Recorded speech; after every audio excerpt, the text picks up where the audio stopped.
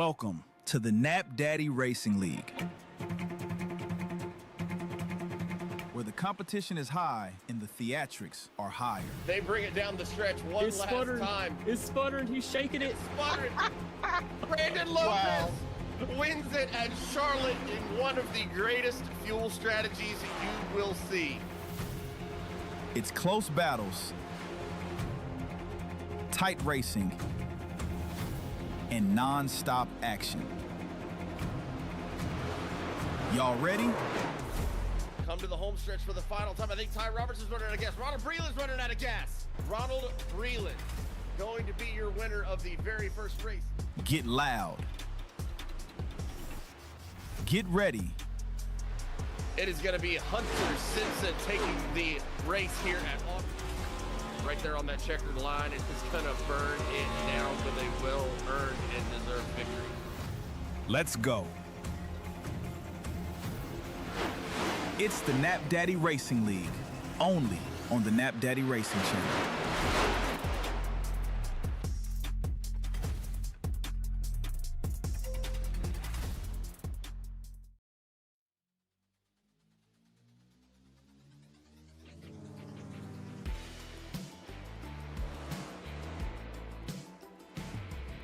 Ladies and gentlemen, boys and girls, welcome to Worldwide Technology Raceway. Tonight, the Knapp Daddy Racing League heads over to Indiana for an exciting night race here, as our guys are just finishing up their practice here in about 10 minutes and we'll get over to the racing. Appreciate y'all, as always, for joining with us here on this fine Monday evening.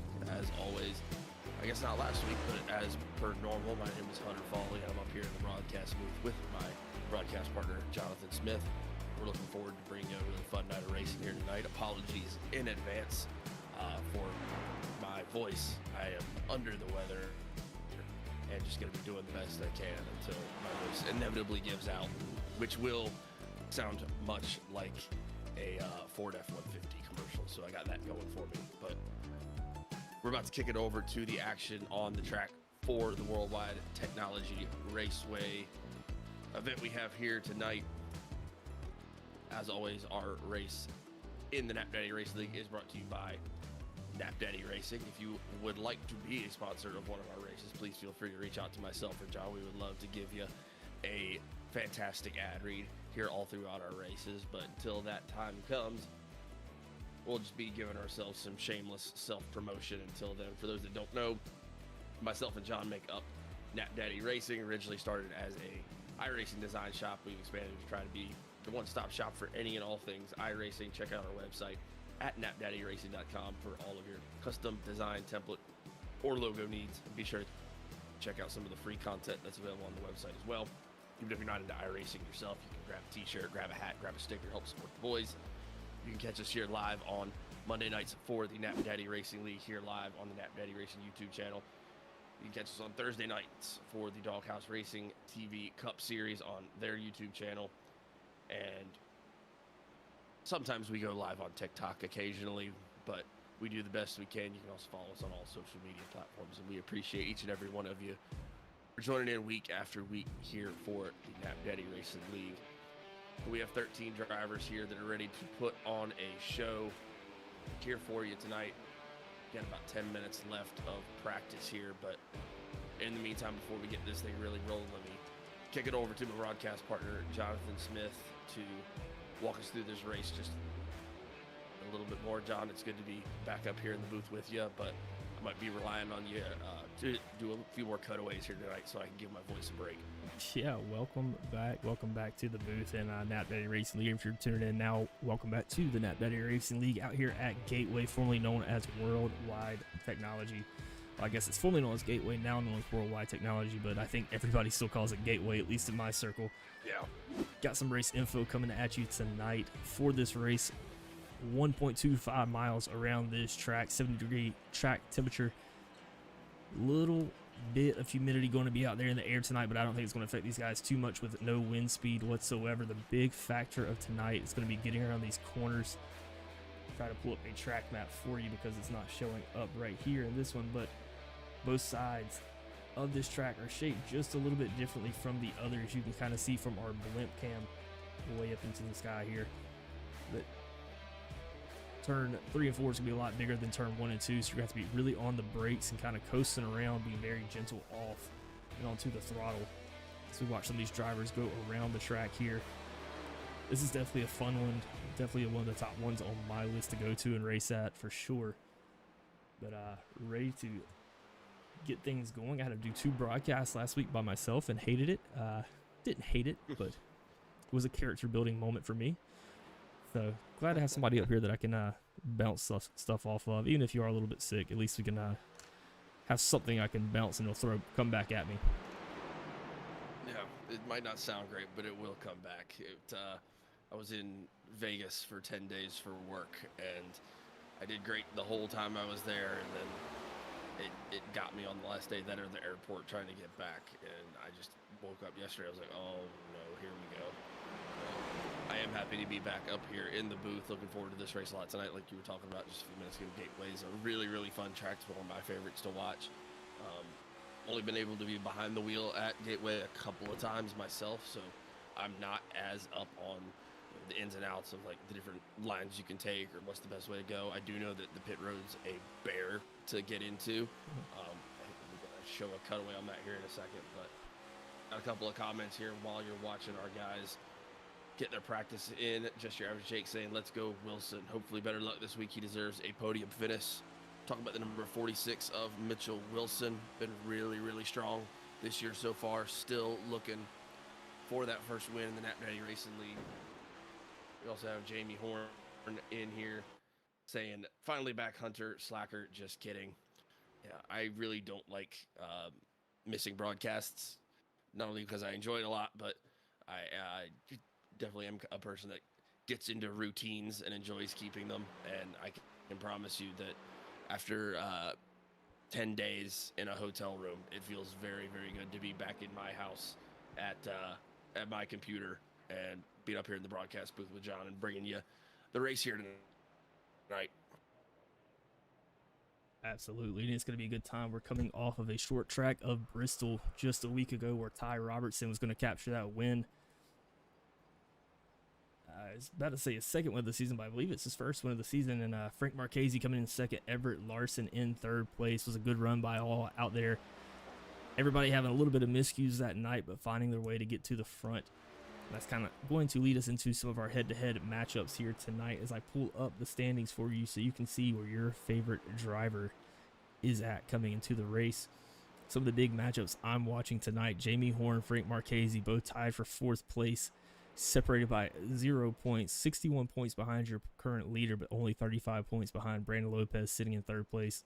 And speaking of Brandon Lopez, he is dropped down 1 spot, but remains 1 point behind Everett Larson.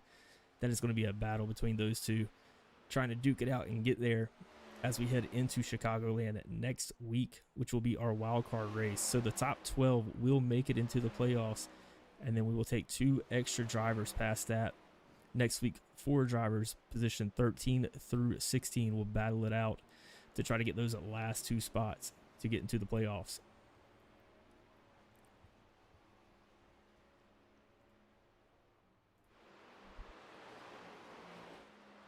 Definitely looking forward to seeing how that all plays out both here tonight and next week. Also, props on that new standings board. That thing's pretty sweet. And I'm telling you, it's a lifesaver. I spent a lot of time on it, putting a lot of code in that I didn't know what I was doing, and just YouTube video after chat GPT after YouTube video, and figure out how to code it so I can update it within about 5 seconds every week. Prior to that, I was going through and manually typing in every single line of data before, but that one's a lot easier, so we're sticking with it. And it also shows up to 24 drivers at a time, which is a big plus. But love that.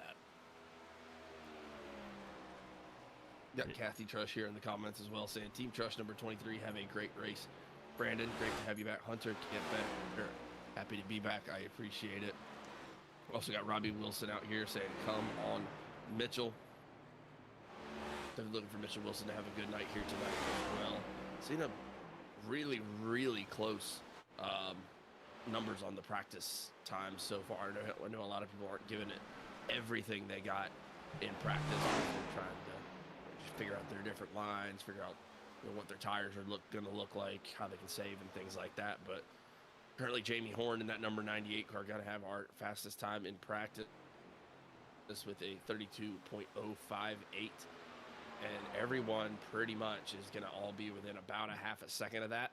Got a couple guys that are still really close, but that top 3 or 4, I mean, that's right at 0.2 of a second, a little under actually. That's going to be Jamie Horn, Ty Robertson, Brandon Lopez, and Greg McConey. But a lot of these guys, I definitely feel like, especially at a track like Gateway, we're doing 120 laps here tonight, so it's going to be one of those tracks that you might have a plan going in on how you want to run it, but then as the race goes on, the track starts to heat up a little bit, as your tires start to fall off as well. A lot of plans can definitely change as the race goes on. Do you have any opinions in particular about how you like to race Gateway or what you look for when you're out on the track here? Man, Gateway is tough just because you have to get the braking points exactly right. If you're off your mark even a little bit, it's going to send you up the track, especially in the turn 1 and 2.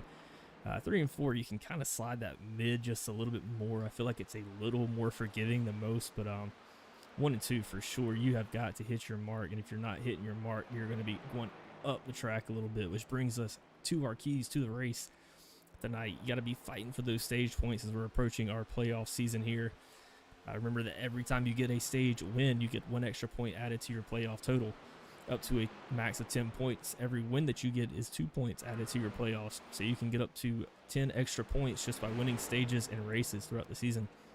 Also tonight, you got to remember your braking points. It's going to be very tough, especially when you get behind another car, to try to maintain that braking point and keep your same braking point. But patience is key, which is the 3rd point. You got to be very patient, especially on these corners. Let it coast through a little bit, get some good rotation, wait for that car to set, and then throttle out. I think those are really great points, and I think it is a track that suits a lot of the Knapp Daddy Racing League. We talk about it all the time. One of the things that these guys do so well week in and week out is consistency and being able to figure out their line, figure out where they want to be, and just be able to kind of do that over and over and over again. And it sounds boring, but at the end of the day, it really does take a lot of skill, and it's something that we've seen a lot of our drivers kind of be able to do week in and week out. So I definitely think there's a couple guys that do stand out as well. I don't think we made picks for this race here tonight, but in particular, like really in that top 5, we got Jamie Horn, Ty Robertson, Brandon Lopez, Greg McConey, Ira Kohlhaas. All those guys looking really consistent through practice. And like you said, you got some other guys who are coming off of really good finishes last week. You got Frank Marchese, who's been chasing it all season long, got 2nd place last week. Ran really, really strong. And then Everett Larson, I mean, we've seen from talking to him in post-race interviews, sometimes we go to tracks where he is going in feeling really confident, and then other times we're going to tracks where like he bought it like the day before, and he's just able to figure out the track as it goes on. But I do definitely feel like this is a track where if you're trying to do a lot of math while you're in the middle of the race, it could get in a little bit of trouble, because we've seen a couple guys get really, really loose, especially trying to ride that low side through practice. Yeah, we're watching a few guys here practice doing the Hail Melon on the top side, see what they're going to do to pull out a win. Not sure if that's legal or if that's going to count. They try that during the race tonight, but always fun to play around with it anyways, with 13 seconds left here of practice. Want to pull up some player highlights here for our drivers. Speaking of Brandon Lopez, coming to the night's race in 3rd place in the points. He is 1 point behind Everett Larson with 4 top 5 finishes, and has a rating of 111.9, which interestingly is very high, but not even the highest in this league, and that shows how quality of drivers there is in this league here. I'm looking for Brandon to have a really good night. We'll bring you our head-to-head matchup right after this qualifying runs over.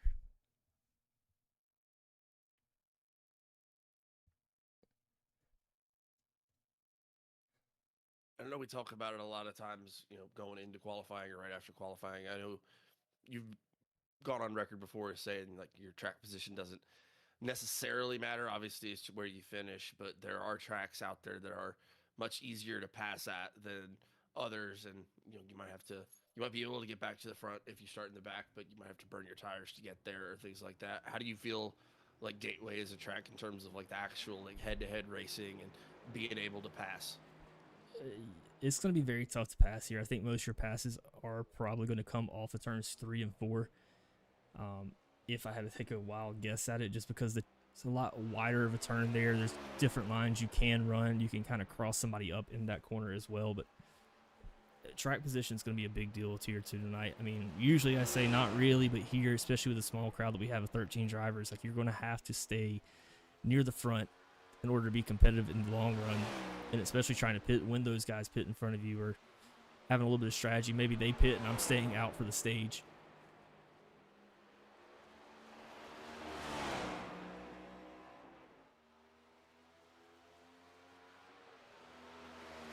And speaking of all the stages and everything like that, we will have a stage break on lap 60 for this 120 lap event tonight. Got 3 sets of tires. Fuel range is going to get you about 47 laps. So just before that stage break, just to make things just a little interesting, but Ty Robertson throwing down a very fast lap. Going to be sitting on the pole with Mitchell Wilson right behind him in second.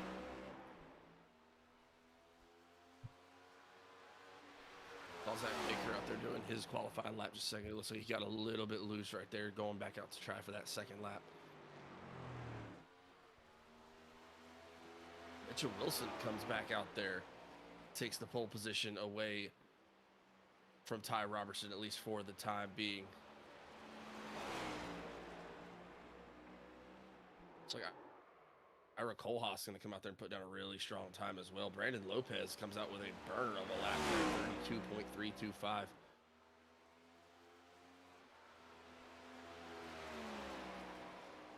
See, Everett Larson has changed his name here tonight to Everett Larson Younger Money.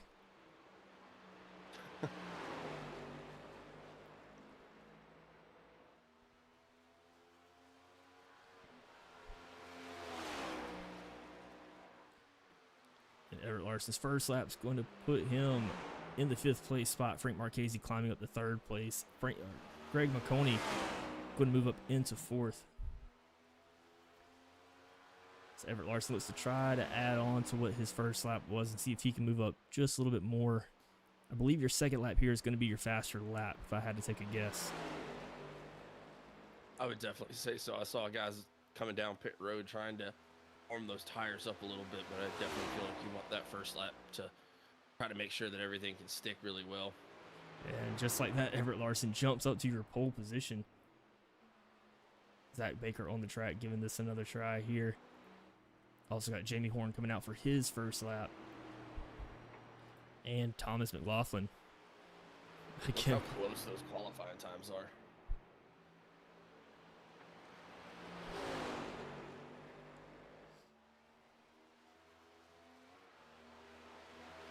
I think one of the other things that I'm kind of going to be very interested to see here as we go through, as this race goes into its later stages, I think this is going to show a really good battle between the guys who prefer short runs and the guys who prefer a long run car. This is definitely a track where you can come out there, as long as you get your tires warmed up, you can show a lot of speed really, really quick. But I mean, this is a track that, in spite of it being really pretty flat, can really tear your tires up. And we have other guys who definitely prefer to run more long run strategy and, you know, try to save tires, plan out their tire strategies. And I think it's going to be really interesting to see how that plays out throughout the length of this race. You know, we have that stage is going to be right there in the middle. You know, our guys going to, you know, be trying to wait till closer to the stage to try to really push it, or are we going to see some guys really take off and try to get a lot of laps led early? I think it just really depends on the different teams and how they decide to go about their night here, because there's a lot of different ways you can go about it. Yeah, and there's some guys that are hanging around on the edge of this playoff, don't want to get down to the wild card spot. Ira Kohlhaas, actually, I don't think that lap's going to count for Jamie Horn there. So he almost got across, so he's going to be starting 7th. But Ira Kohlhaas sitting in 17th position right now, going to have to make up a few points to try to get into that wild card spot. But I think he should be able to get it, especially with 2 drop races. I know he had some equipment issues earlier on this season, which prevented him from racing. So good to have Ira back here. So we head into our 5-minute warm-up here. Let these guys get adjusted and situated to their race pace. And as we do that, I will bring up our head-to-head matchup for tonight, which is going to be Jamie Horn and Frank Marchese. Both of these guys tied for 4th in points, sitting at 235 points apiece. Very similar on the amount of top 10s. Jamie Horn 2 less starts than Frank Marchese. And that rating gap is actually not so big. I mean, we have other leagues that we broadcast for where it's anywhere from mid-80s to 130. So not as big of a gap as it appears there, but just a very competitive league. And Frank Marchese has been knocking on the door all season long, so I'm expecting a big run out of him. If I had to take a guess, if I'm going to pick a winner for tonight, I really, really like Mitchell Wilson. I think Mitchell Wilson's been chasing it all season long, to be honest with you. I could definitely see Mitchell pulling it out here tonight. He's one of the drivers of this kind of top of my mind where we've seen Mitchell show just crazy speed, especially early in the race. And it just comes down to at the end of the race, there's a pit stop or there's a strategy play or a caution flag or something like that that ends up getting in the way of his podium finish or his first win. But I mean, he's got all the pieces on the table. And I know he's looking to get all those put together and get his win. I think that's a great pick for tonight.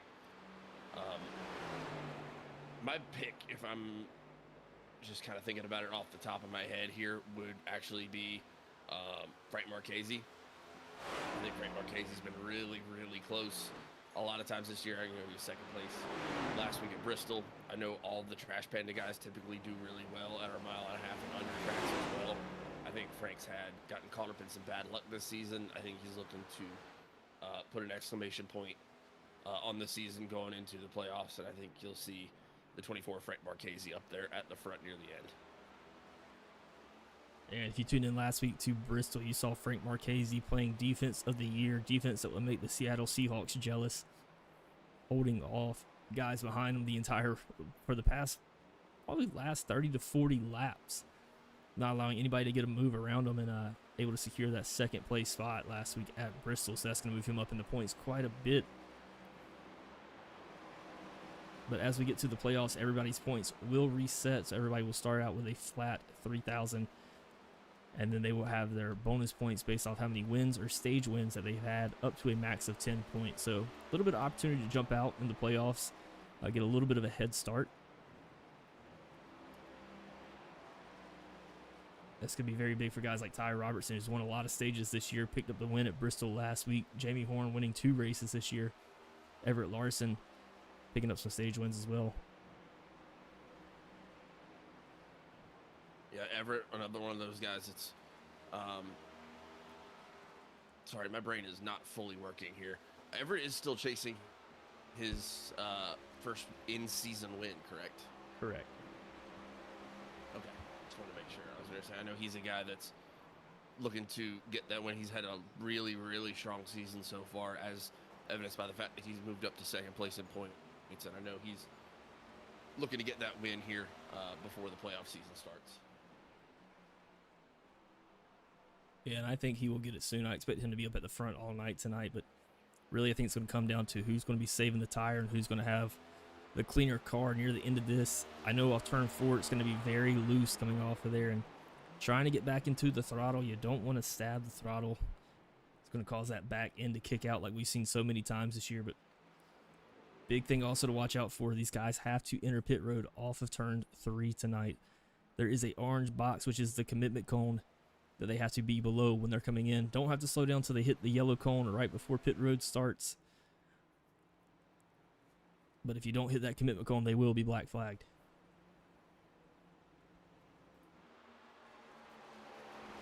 Yeah, definitely something to keep an eye out for here tonight as well. I know for a lot of guys, that green flag pit stop is where they can kind of thrive or make up some positions, where we've seen different strategy plays all through the season so far make and break people's races, and that just adds another little extra wrinkle into it, with that being having that very prominent commitment cone here for Gateway. But we are about to finish up the 5-minute warm-up. See some guys already coming back down to pit road, and then we will get this thing gridded up and get to 120 laps of racing action here at Gateway. I know John mentioned it already, but we do have that stage break at the conclusion of lap 60 whenever the 10th place car or the first car in the top 10 that is on the lead lap inside of 10th crosses the line. So it will be when that car passes the line to make it lap 61. These guys will have 70% fuel capacity tonight, which will be about 47 laps, give or take, and then they will have 3 sets of tires that they can change as the race goes on.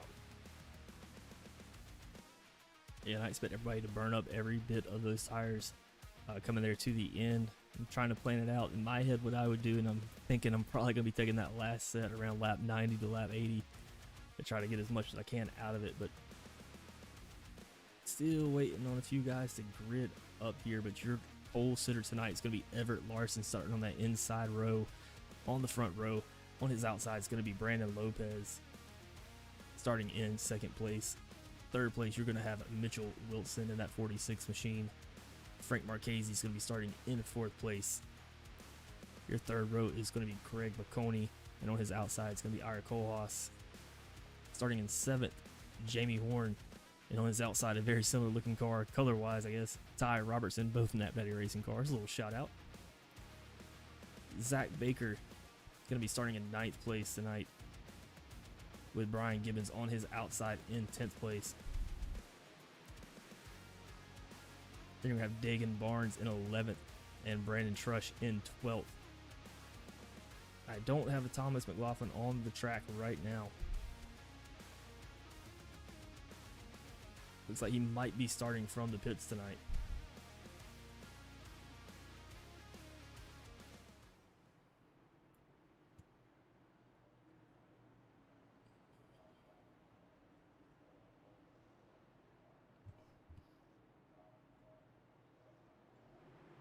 Does Thomas still have his "I'm terrible at this track" under his car? Yes.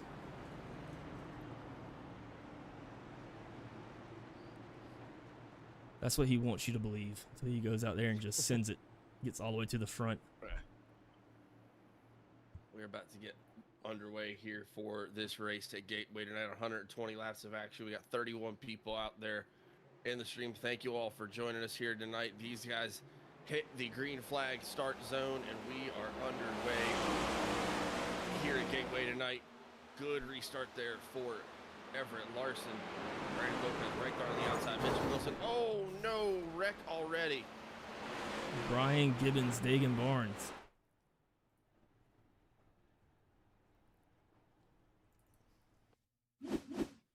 That did not take long at all.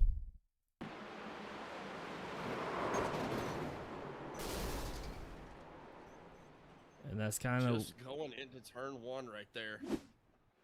That was kind of what we talked about in our keys to the race too. You got to really make sure you're checking up, hitting those braking points going into turn one. If not, it's going to send you up the track.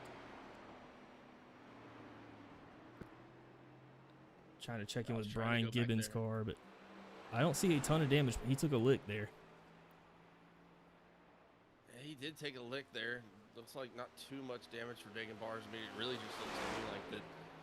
It was kind of what you talked about. It was just like trying to get the thing going, trying to get shuffled through the gears. And I think Brian might have not quite caught his braking point right there and ended up just kind of sending him up the track a little bit. And it looks like he's going to collect Dagan Barnes in that as well. It was Dagan that overshot and missed his braking point. Was it? Yeah, I tried to send it a little too hot coming into turn one, trying to get as much as he can off the jump. See if we can hop in the cockpit with Brian Gibbons. I don't see that wheel turn too much.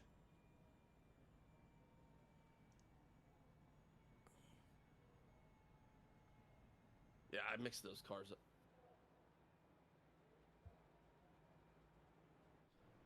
Got Jamie Horn in the pits as well.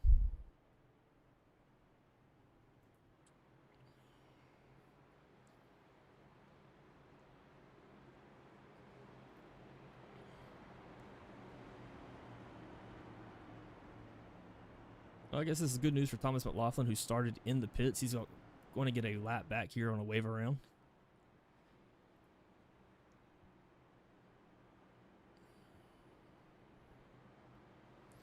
I am showing a meatball flag for Dagan Barnes, so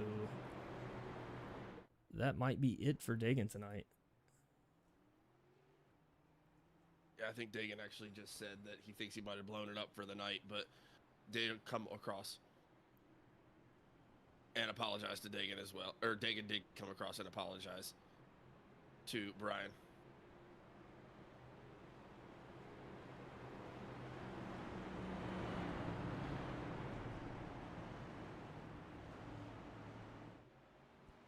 See Thomas McLaughlin going around getting that lap back via the wave around. It's going to put him 1 lap down now.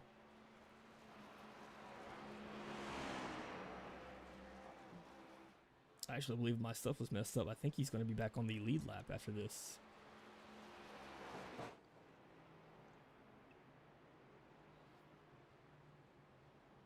But your starting front row now is going to be Everett Larson, Mitchell Wilson.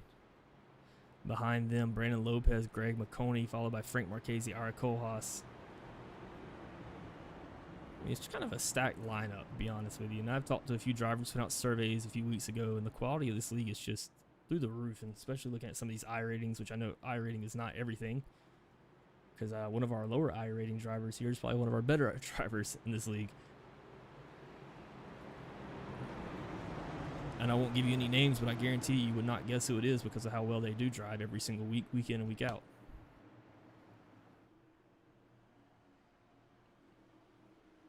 Pace car is going to be off. We're about to get back. Green flag racing here. Good jump by Everett Larson there on the low side.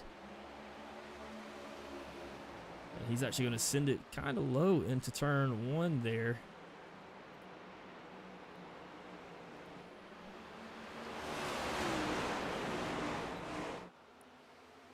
And we have officially made it around our first green flag turn. Look at the boys go.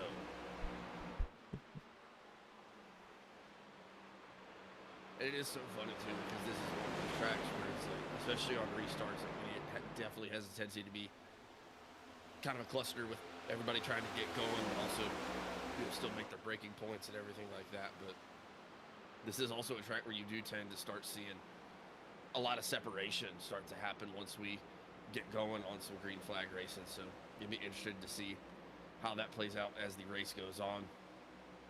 So Brian Gibbons still down pit road getting some repairs. Dagan Barnes doing the same. I heard Dagan come over the radio and say that he thinks he blew it up. I have not heard Brian say if it's done or not, but in the meantime, we do have green flag racing out on the track. Thomas McLaughlin back on the lead lap. He's going to be in 11th place right now. He's going to be trying to chase down Brandon Trush, currently sitting in 10th place right now, and you've got a little bit of a battle going on there in that 9th, 8th, 7th spot. You got Zach Baker up there in 7th right now. Ty Robertson, Jamie Horn on his outside. And they're all trying to chase down Frank Marchese in front of them right now. And you go to Ira Kohlhaas, Brandon Lopez in 4th right now, and then Greg McConey going to be in 3rd. Mitchell Wilson going to be sitting second. And Everett Larson out to about 0.8 of a second of a lead right now so far at the beginning stages of this race.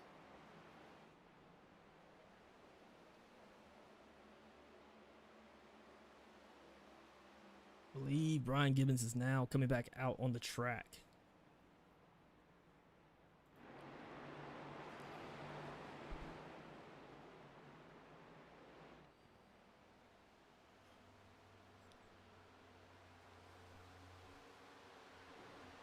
So if things hold the way it does now and it does not have another yellow flag in this race, he will get at least 1 lap back with the stage break, given that nobody else goes a lap down.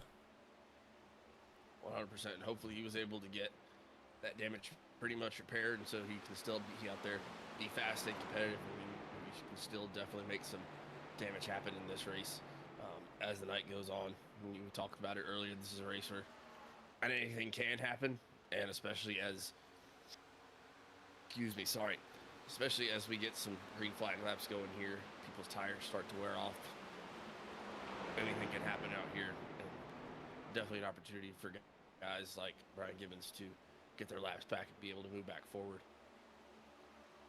Yeah, and these guys are going a lot slower in the corners that you normally would at your bigger 1.5 mile tracks or super speedways or even just speedways in general. But You can see, especially on Jamie Horn's car, that glow of the rotors as he goes around the corners, hitting those brakes, especially into turn 1.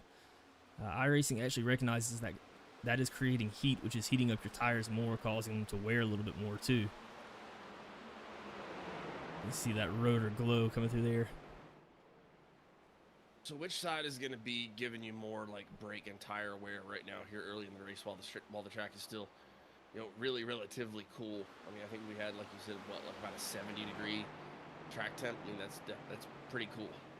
Yeah, you're going to see a lot of guys wear out that front right, especially here, trying to drive into the corners hard as they can. Ooh, Jamie Horn, Ty Robertson, both in the wall. Horn down to the bottom of the track right now, but Horn slow coming down the track. Going to pull it off, actually. He might be broke. Actually going to take a tow there.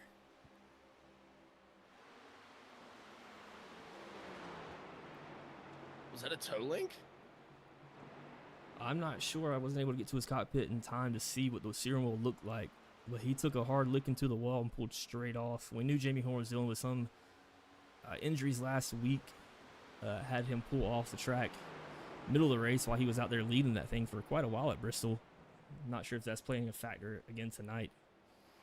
But I know we've thrown 2 very rough tracks for somebody that's having an injury to try to drive through between Bristol and Gateway.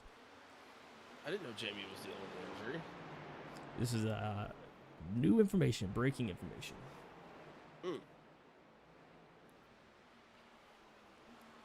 I did just go back and look at that replay. Maybe you can catch a cockpit cam here really quick, but that did look like one of those hits where your tow link goes bye-bye, where it's like catches right on that front right of the car, and it leads with the front right.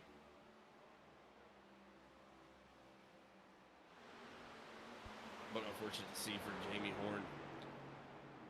Obviously had a very fast car, but just saw him moving around. Frank Marchese, like you said, you saw both Ty and Jamie get into the wall right there. Brandon Lopez into the wall again. Right now, your top 3, Everett Larson, Mitchell Wilson, Greg McConey. Stop me if it sounds familiar. Up here trying to run each other down. If I'm Mitchell Wilson, I mean, Mitchell has shown really, really good short run speed. And I mean, my simple brain likes to divide people in 2 categories between a short run guy and a long run guy. But I think Mitchell's a very good short run racer. And tonight he's got to really try to sit back, be a little bit patient. You know you have the short run speed, but let's see if we can catch him on the long run. If we do get a late caution, I think this is Mitchell's race to win here.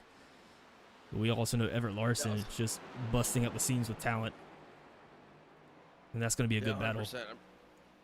I would say it's really kind of a funny dichotomy between our top 3 drivers here. Got another comment here. Do you say? I'm not sure how that username is pronounced, so I apologize in advance. But saying let's go, Mitch.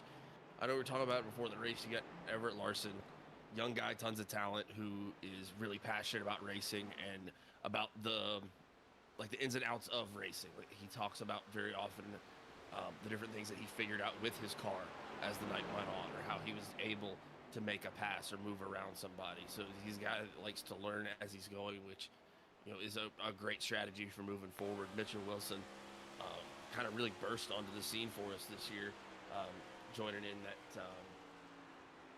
that team with Dig and Barnes. But like you said, and it's no bad thing one way or the other to be a short run guy or a long run guy. It's just how you prefer to drive and how you prefer to drive your car. But Mitchell's shown consistent, really, really fantastic short run speed throughout the season. We've seen him lead a ton of laps. We've seen him get a lot of poles, and it's just as the race goes on, if we end up getting cautious or if things get slowed down a little bit, and that's what's kind of knocked it back. But now you have a situation right now where he's sitting in second, and it looks like he's exercised a little bit of patience, not pushing the car too hard. You got Greg McConey going to his inside right now.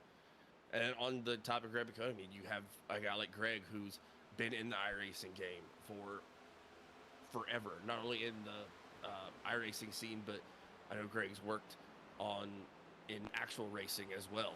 So I mean, you have a guy who has a ton of knowledge and experience and has been there and has done that, and you kind of compare that with 2 other drivers who are kind of different style or race differently than he does, and then I think that makes for a really, really exciting top 3 as we are about to go into lap 20 of this race. And if I'm Mitchell, I think I'll let Greg go here. He's done a really good job holding him off for a while, making him use up his stuff, playing a little bit of defense while he's playing offense, is what we like to say here sometimes. But let him go, save your tires, and save it for the end here. Short run guys scare me more than anybody else because they'll be behind you at the end of a race, and you just don't know what they got. Like, they can turn it on at any second. I think Mitchell Wilson's one of those guys that can do it. Like you said, I mean, if I'm in a situation where I've got 4 to go in a race and we all just came off the pit road, I'm horrified of Mitchell Wilson. Because, I mean, he's shown, I couldn't even tell you how many times this season, he's very, very fast on restarts and can go out there and run a hot lap with the best of them. But like I say, that's, again, in dichotomy to, I've been spotting your races for a long time. You are almost in every situation a long run driver. Every time. You hate the 4 to go restart. Yep, scares me. But you're like, give me a green flag pit stop with 80 to go. Now we're talking. Yeah, I feel good about that.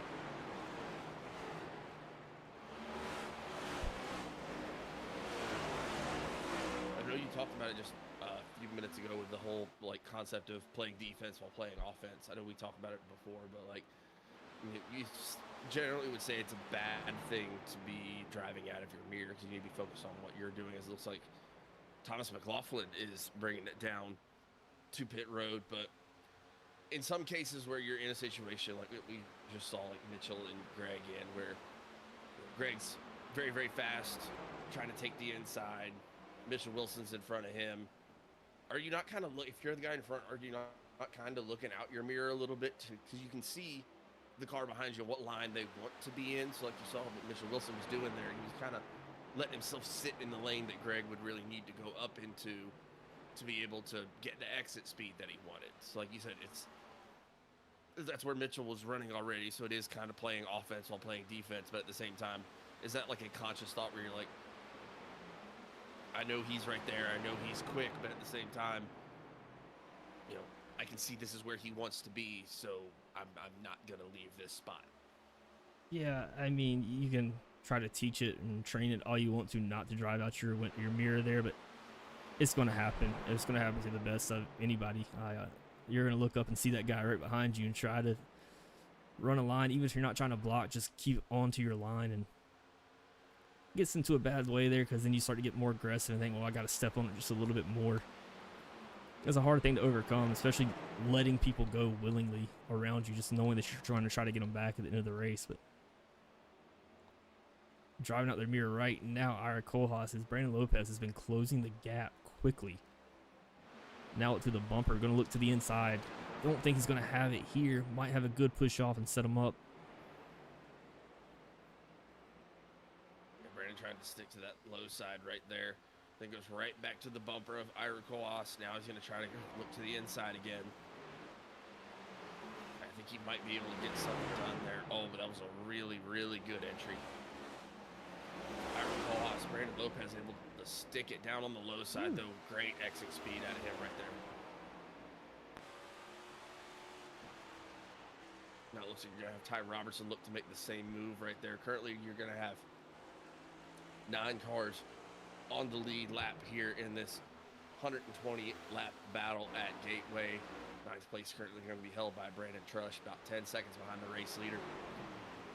10th place right now is Thomas McLaughlin, 4 laps down, who is currently not on the track, so I break down just a few laps ago. Brian Gibbons is back out on the track. He is going to be 5 laps down, so he has not gone down any more laps from being involved in that early caution. He is back out on the track, and then I believe the night is done for both Jamie Horn and Dagan Barnes in 12th and 13th. We're right along here with Everett Larson. Just look at how smooth his wheel is as he comes into these corners. Not overdriving it, letting the car do all the work. Using a little bit of engine brake there as he downshifts. A little bit of back end off that drive there, but I mean, that's kind of what you want. That's kind of, I think guys like Everett Larson like a whole lot. I like that, like driving off the right rear a whole lot and kind of feeling that car kick out a little bit. Then at that point, you're kind of more driving with your feet, so to say, instead of driving with the steering wheel. I'd love to get a comparison between how Everett's driving and how Greg is driving, because Greg is gaining, not a whole lot, but he was about 4 laps ago. He was just right at a second behind, and then that last lap by lap 29, that lead did decrease to 7/10. Yeah, definitely picking up the pace here just a little bit. I think Greg is going to maybe do a short pit strategy here. We've seen him do that, I think, in the past 2 races. I know we definitely saw him do it at Michigan. Could definitely see that happening again here tonight as he tries to pit just a little bit earlier to get some time and get some of those stage points. Greg taking a much shallower line there. It's going to make him pretty tight going into that corner. He's very tight coming out of the corner too, trying to throttle out, get to him. Brandon Lopez and Ty Robertson, both men on missions right now. They're trying to see if they can figure out their way around the 46 car of Mitchell Wilson right there. Brandon Lopez again going all the way to the inside, right there on that red and white line, trying to see if he can get around Mitchell Wilson. Ty Robertson will be looking to do the same here in just another lap or two. I do also want to draw mention to, and it's unbelievable this is happening on the week where I'm sick, but we have officially just broken our concurrent viewer record on the stream. I just looked down and saw that. We have 75 people in the stream right now. That is insane. That is the most concurrent viewers we've ever had on a Knapp Daddy Racing League stream. So first of all, shout out to all of you for joining in here with us on this Monday night. We appreciate each and every one of you for coming in here and hanging out with us, and hopefully you stick around for the rest of the season. And we're trying to build a lot of really cool things over here in this league, and we have such a great group of drivers to do it with. I could not be more happy and proud with how our guys have been racing this season, both overcoming adversity but also able to put on such a great show week in and week out. It's just been so much fun, so we're happy you're along for the ride, and we appreciate it very, very much from not only all of the drivers in the Knapp Daddy Racing League, but also from John and myself. That's super, super cool to see. If you had asked us 2 years ago when we first started doing this, if we were going to be able to have 78 concurrent viewers in our Racing League stream, we would have laughed in your face. So, thank you.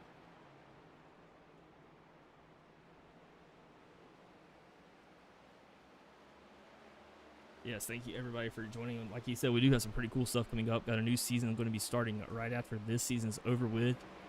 About to hit our wild card week, which will start next week at Chicagoland, where we'll have 4 drivers facing off to try to get those last 2 playoff spots, and then 3 playoff races. And then after that, I guess I can reveal, but Monday nights we are going to be having a rotating car schedule.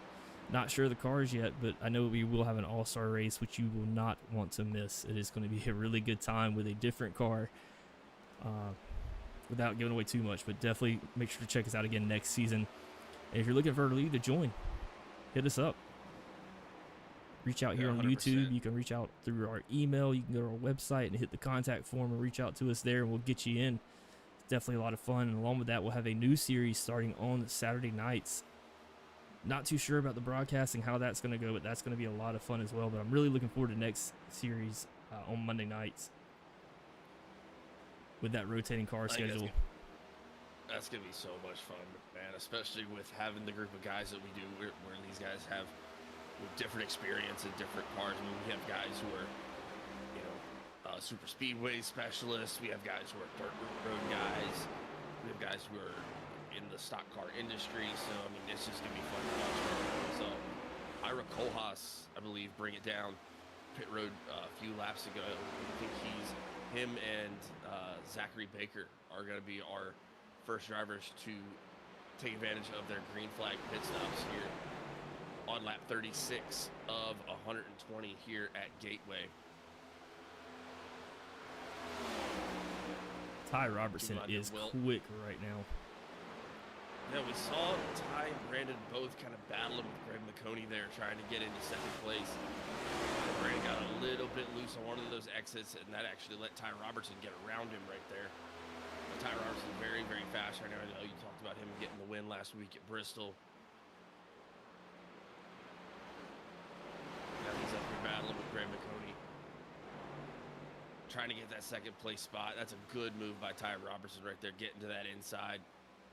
Trying to close the gap. Good exit speed by Greg McConey, though. Closes that gap again for Ty Robertson.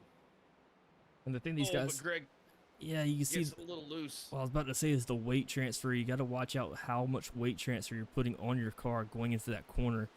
We made this comparison before. If your car was flat on the inside with no seats whatsoever and you put a ball in the center, every time you hit the brake and take a left into that corner, that ball is going to roll to the front right, and that's where all the wear is going for those tires. Greg electing to actually go ahead and bring it down pit roads. That is going to leave Everett Larson in your race lead in first place right now. Ty Robertson going to be sitting in second place now, followed by Brandon Lopez. In third place, Mitchell Wilson, still holding on to a very strong fourth, about 3.5 seconds behind your race leaders. Frank Marchese going to be sitting in fifth place right now, 6.3 seconds behind Brandon Trush. Going to be in sixth place, 11.7 seconds back. And then now you have Greg McConey joining Ira Kohlhaas and Zachary Baker with the drivers who have elected to use their green flag pit stop. We have our stage break at the conclusion of lap 60. But at the same time, we do also know that these guys do not have enough fuel to make it to that stage break. I mean, even with, we estimated probably about somewhere between 46 and 48 laps of fuel. Obviously, these guys can do different little strategies, whatever, to try to get a little bit more fuel in there. But I mean, I really don't see a world, especially racing the way these guys have been.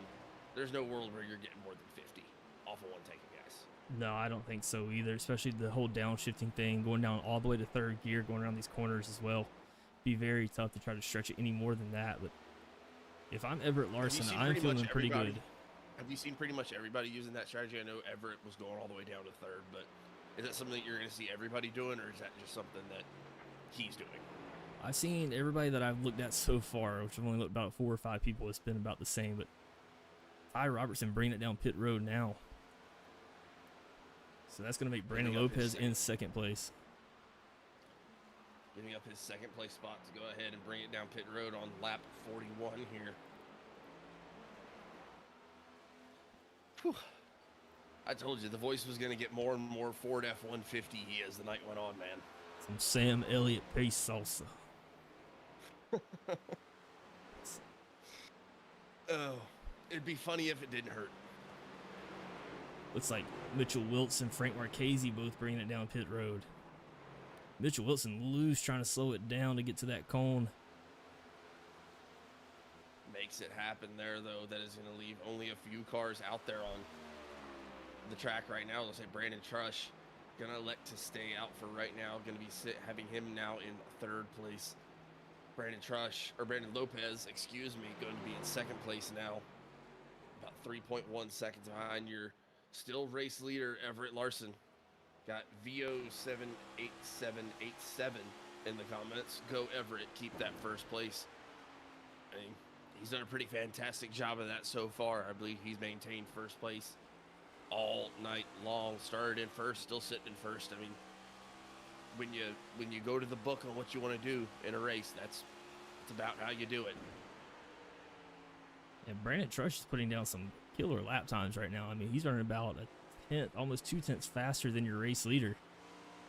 As you see there on the left side of your screen, the last lap time these guys had compared to the gap where they're at. Still a lot of time to make up for Brandon Trush. But again, Everett Larson has got to be feeling pretty good about where he's sitting at right now in this race and how things have gone so far. Oh, 100%. And then looks like we have Brandon Trush going ahead and bringing it down pit road. That is going to leave only Brandon Lopez and Everett Larson out on the track that still need to use their green flag pit stop. I was trying to hear the radio, and I think Brandon might have been Lopez was trying to come down pit road the lap before. And I think he got stuck on the outside, so I am expecting to see him bring it down here very, very shortly. I mean, we're approaching that point where we think the guys are kind of going to be maxing out on their fuel capacity. So I'm going to be definitely very curious to see when these guys do elect to bring it in here. Speaking of which, Brandon Lopez bringing it down right now. That is going to leave only your race leader, Everett Larson, still out on the track. Again, we estimated before the race started that fuel capacity was going to be somewhere between 46 and 48 laps. We are on lap 47. You know, granted, we have had a caution in there, so you can say, okay, maybe another lap or two, just purely based off of the caution laps. Yeah, one thing I have noticed too is also Larson's been taking a lot easier on exit when he gets on that throttle. Even though he is going down to third gear, he's very gentle about getting back onto the throttle. I mean, realistically, I mean, you got, so right now, if you're going to compare times, Everett Larson did a 33.64 that last lap by. Ty Robertson, who has already been down pit road, did a 32.461. So you can go ahead and expect that there's, you know, over a second of drop off in the time between fresh tires, full tank, and having just come off a pit road. I mean, Everett Larson been incredibly fast today, but we also know how fast Ty Robertson is. I think that was a smart decision by Everett Larson to go ahead and bring it down pit road while he was still technically, you know, lapping the field. But also got to know if the Younger Money thing, is that like is that a Lil Wayne Young Money thing, or is there a race reference I'm missing here? I don't know about a race reference, and he might be a little too young to know about the Cash Money, Young Money, YMCM. I don't know how much about that I can say on a YouTube broadcast here, but No, me neither. I wasn't ready to say. I know Everett's a little bit on the younger side. Not sure how much he knows about Wheezy F, maybe, but what's the F stand for? Huh? What's the F stand for?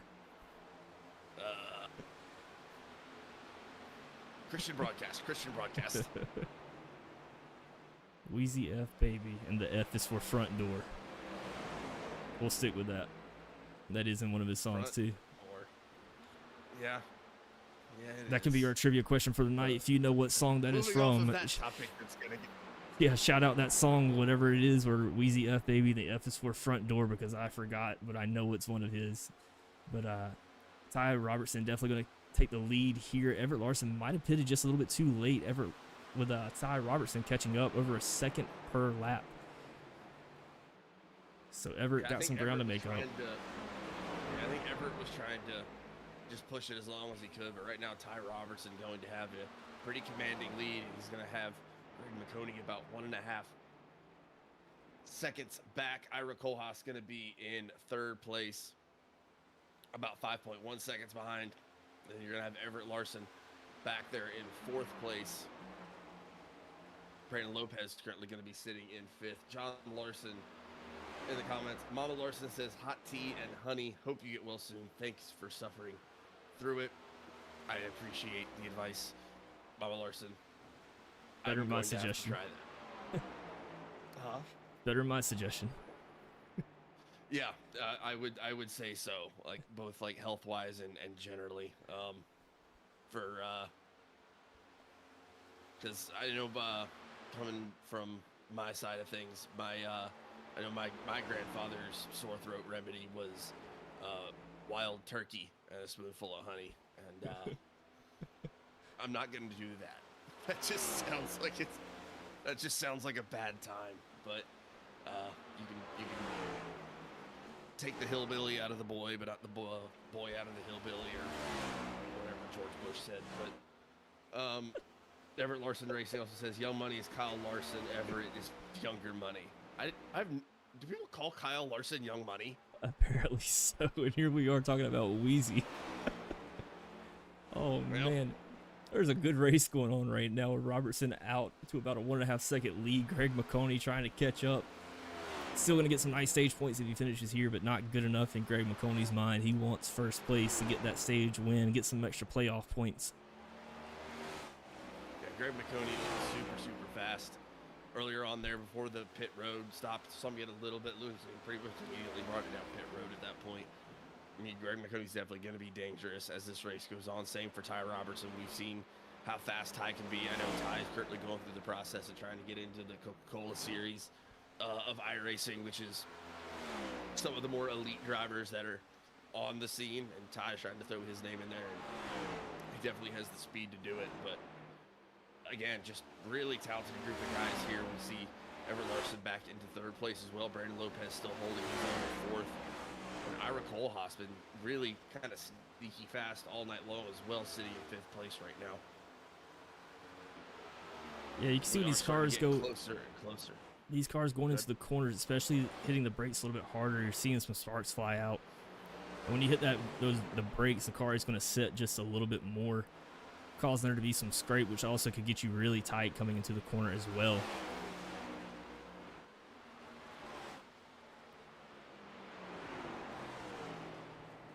I think Ty Robertson's trying to let it eat right here. I think he's going to go ahead and commit to getting another set of tires on this stage break, even after only getting tires about 10 laps ago, because he is absolutely sending it right now. 32.955 for his last lap, 33.217 for Greg McConey, and 32.593 for Everett Larson. So Ty Robertson is letting it eat right now. I mean, that is bordering on qualifying pace.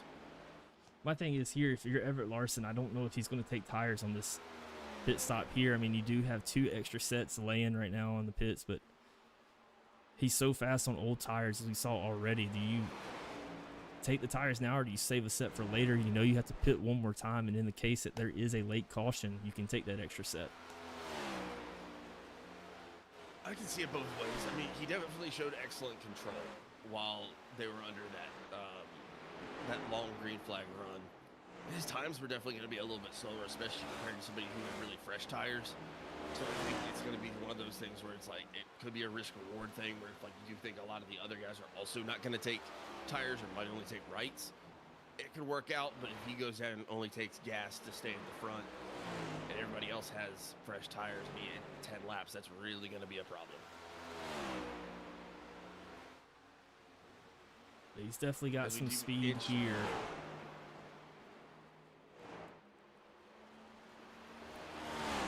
We are inching ever closer to our stage break here. Again, the stage break will come at the conclusion of lap 60, so making it lap 61, when our last car in the lead on the lead lap in the top 10 crosses the line. In this case, that would be Zachary Baker, who is in 9th place. So once he crosses the line, to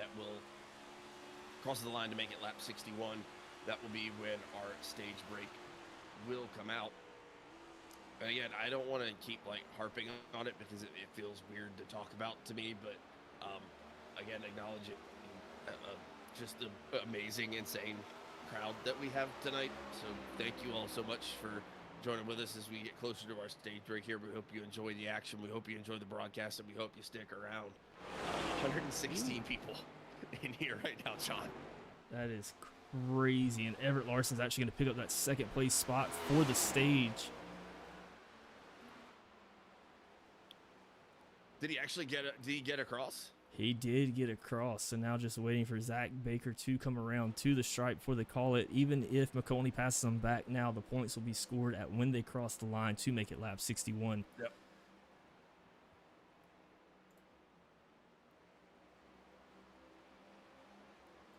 As your 10th place driver, or 9th place driver, but first one the lead lap comes around there.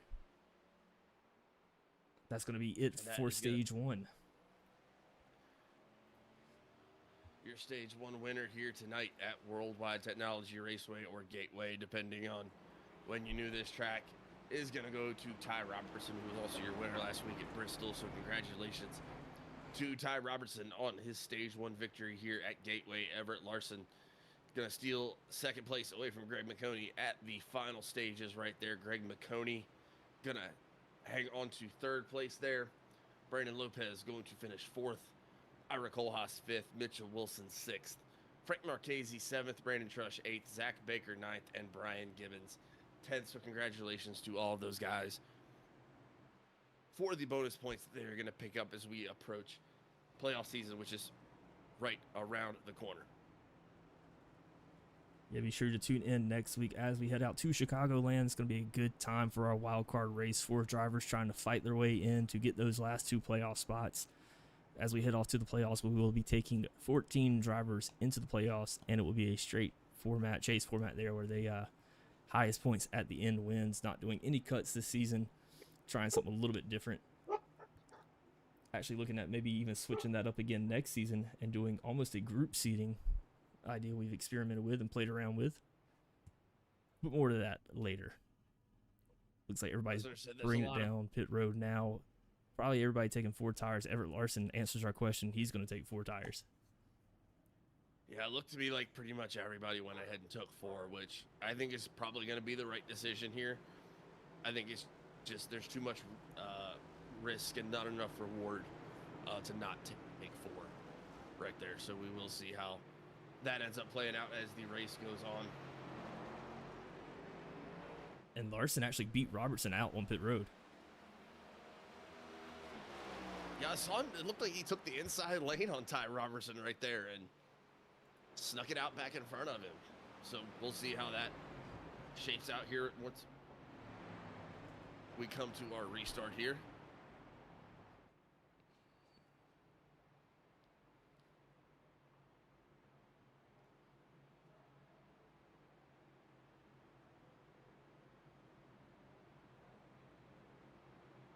I think that's a hooray, hurrah tie. Good run. Now it's 46 time.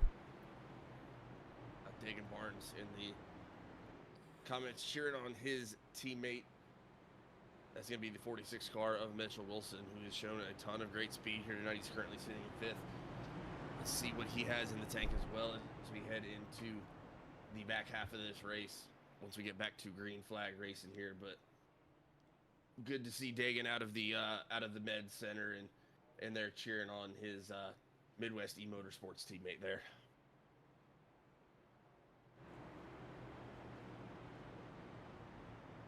If you're Ty Robertson here, you've got to get in front of Larson and stay in front of Larson. I mean, I know it's easier said than done. Of course, that's the goal, win the race, but I think it's very crucial to get a good jump here and try to hold him down and not let him get any of that clean air out there.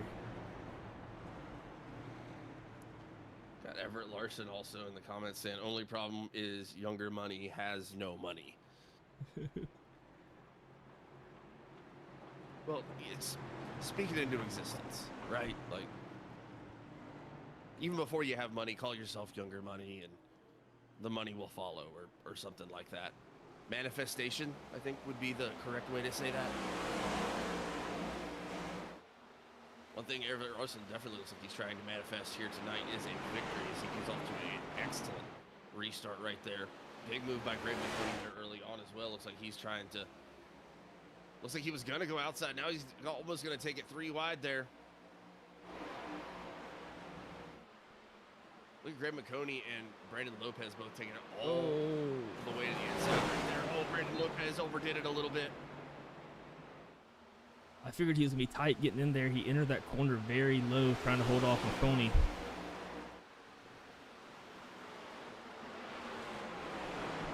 Got a little bit loose right there. He's going to lose some spots because of that. Looks like Greg McConey also got a little bit loose right there. Now Mitchell Wilson going to be sending it to the inside, trying to get around Greg McConey. Ty Robertson still going to be sitting back there. He's holding off Frank Marchese, and then Brandon Lopez also still right there in the mix.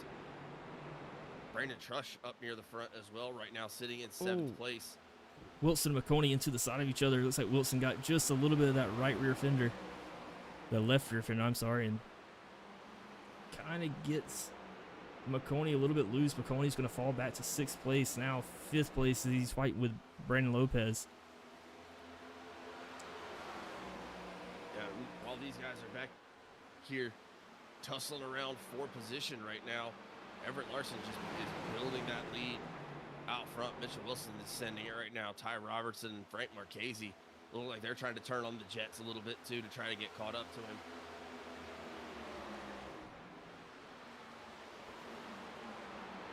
Dagan in the comments saying, yeah, done had my temper tantrum, went straight on into Mitchell's pit box, so he better send it.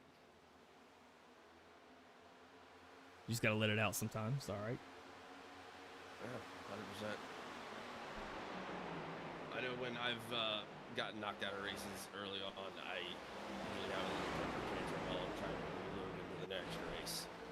And it's not fun, but it's part of racing. It's part of what happens. And luckily, thank the holy heavens above that we generally have a very, very clean racing league, and not too many cautions happen on a week-to-week basis. I don't know how many cautions, again, I wasn't here for last week's, but excuse me, sorry. I don't know how many cautions you had last week for Bristol, but we only had the one caution here very early at Gateway, and other than that, it's just been the stage caution, and that's it. I think a big thing is these drivers drive each other with a lot of respect. Especially seeing right here Ty Robertson, Frank Marchese being door to door with each other for about 3 or 4 laps now, and just neither one giving in.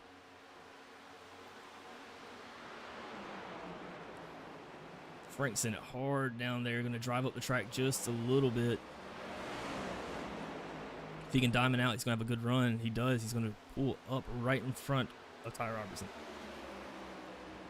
Yeah, that was really good exit management there by Frank Marchese. And you kind of talked about it earlier on in the race about how a lot of people's passing is going to be kind of done on that low side, 3 and 4, and it's just about getting the speed you want, diamonding it back out, and getting back going again. And Frank Marchese looks like he really turned on the jets here as he's getting close to the bumper of Mitchell Wilson, who is, again, showing that short run speed that we talked about so much early in the race, as he went from being behind Everett Larson by almost a second earlier on in the race. He has gained about 0.8 of a second here over about the last 3 laps, and he is now right to the bumper of Everett Larson. Is going to be challenging for the lead, and Frank Marchese is not far behind him. Yeah, the line that Mitchell Wilson was running, I kind of like that line. And you start kind of the middle of the corner and then dive out low, almost like a diamond shape there, but I'm not sure how long that's going to last him. But the goal, I guess, for him right now is to get in front of Larson, get some clean air, and maybe you can defend for a while until that next pit stop. Or maybe even stick close enough where you can short pit Everett Larson if Larson decides to pull a long strategy again. Yeah, again, about 46 to 48 laps to be expected out of these guys on the fuel tank, and we know those tires are screaming by that point. Most all these guys bringing it down on lap 62 would have been when they actually brought it down pit road, so expect to see everyone to have to bring it back down. Really, pretty much in our closing stages of the race, it's going to be about lap 105 to 108, maybe 110 when these guys are going to have to pit again. So definitely a lot of different strategy can be used as we come into the closing stages of this race, as Mitchell Wilson is getting up there to try to challenge for the lead right on the bumper of Everett Larson. Yeah, and there's not a chance that I'm trying to use that low side. There's not a chance I'm waiting till lap 110 to pit. I mean, if I'm thinking about it here, I'm probably going about lap 85 to lap 90. That way I get 30 laps of good tire run in these tires here. I'm definitely going to be very interested to see when these guys decide to start bringing it out. Like you said, it can be, if you can push it all the way till the end and go like till lap 108, 109, I mean, you really need everything to go perfect from that point on. And you almost need a caution at that point, right after you get off of pit road, to bunch everything back up.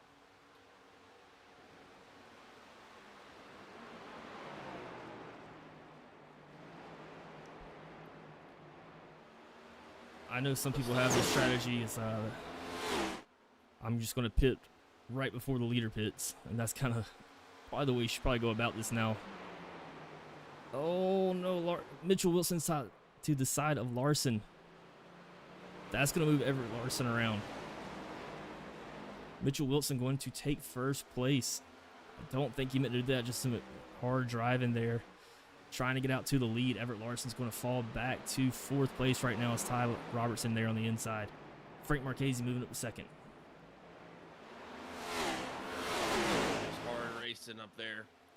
I'm going to have to go back and take a look at it to see if it looks like anyone went up or down there, but it's just really hard racing. But either way, that's a fantastic save by Everett Larson right there. He's still right there in the mix.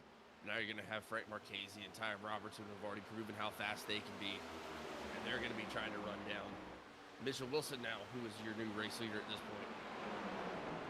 On lap 78. Got bummed me all the way up. Dugasea? Desea? I don't know. But I apologize in advance for messing up your username. But saying let's go Mitch and then good save. Yeah, really close driving by both of those guys right there.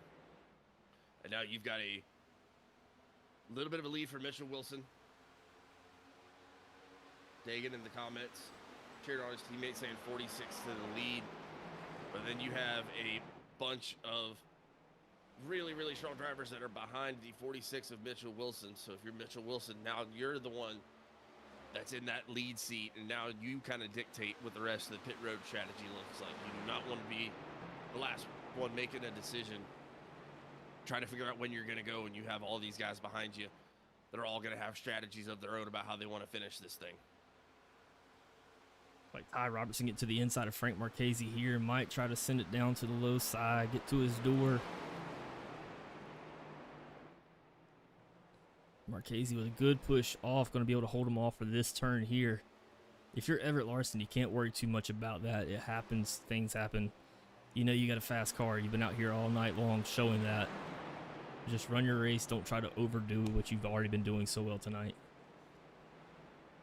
Yeah, 100%. Really good battle there between Ty Robertson and Frank Marchese. Ty trying to use Lewis. Wow, Ty sent it in there. Let's see if he's actually able to hang on to it. Crossover by Marchese here. Oh, Marchese gets loose.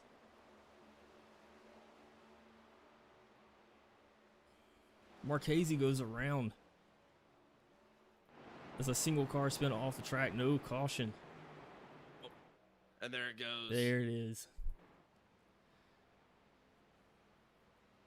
I think there was iRacing caution there was still cars that were going to be trying to get around there. So that is going to bring out our second caution of the night here at Gateway. Lead is currently going to be Mitchell Wilson. Ty Robertson going to have second place right now. Everett Larson going to have third. Greg McConey going to be sitting in fourth. And then Brandon Trush, Brandon Lopez, 5th and 6th. And then Ira Koolhaas and Frank Marchese, 7th and 8th. Last car on the lead lap is currently going to be the number 12 car of Zach Baker. But, I mean, now at this point, Four you're tires. getting really pretty close. What's that? 4 tires here. We're Oh, yeah, taking I think 4. you have We're to taking the full tank here and run it through the end.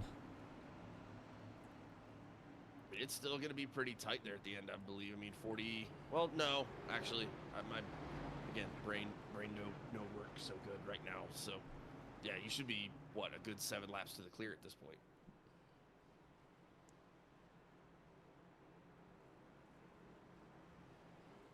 Just your average Jake saying, "Let's go, Wilson." Dagan was saying, "I'm yelling in his ear, trying to make sure he knows about their pit road strategies." And then Robbie Wilson saying you're pedaling pretty good. Now Mitchell, let's see how everybody does on pit road here. I don't expect a lot of different strategy. Expect to see 4 tires and fuel for pretty much all of our drivers here, but let's see how everybody gets off of pit road here.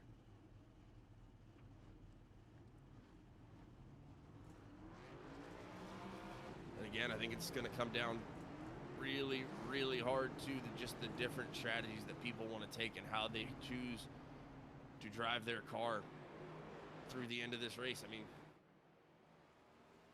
it's like we're gonna have Brandon Lopez getting off of pit road first here, so he's gonna be in the catbird seat as we go to get this thing restarted.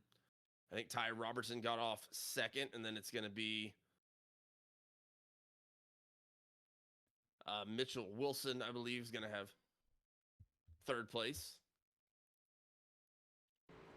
And you're going to have Everett Larson and Greg McConey rounding out your top 5 here.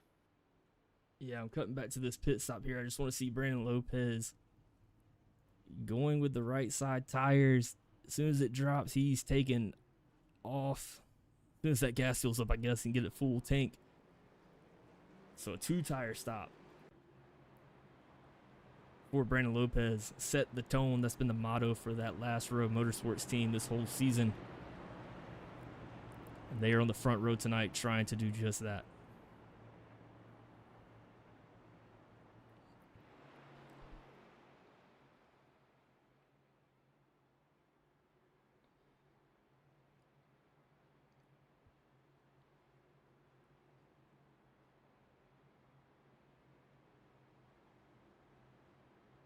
Sorry, I was directly in the middle of a coughing fit there, but yeah, to your point that you were making, I think that, again, I love the late pit road strategy out of Brandon Lopez.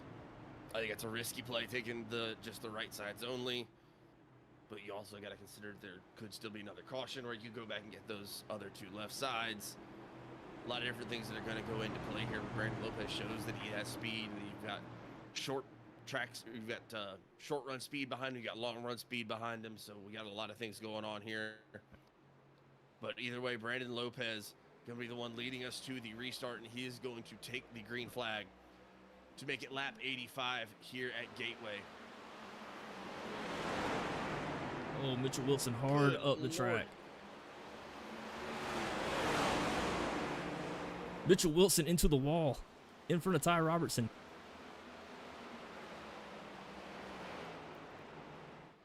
That is going to bring the caution flag out. I think everyone avoided a lot of damage here. Mitchell Wilson got such a fast restart right there. And I think he just got put into a position there where he was trying to figure out where he needed to be, and there was just nowhere to go. That's the problem when you have that short run speed like we know Mitchell Wilson has. I mean, he was flying into that corner, but then he has to get woed down. Probably went through what would be like the standard braking point, which is going to send you up the track. Ty Robertson's already right there, and then there's just nowhere else to go. Yeah, tried to punch it out. Got just a little loose on exit there.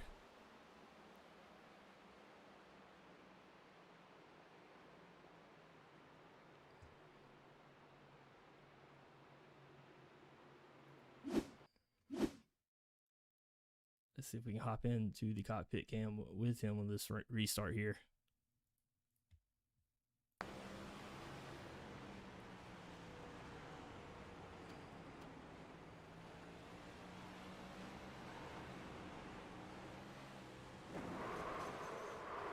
So not a ton of damage.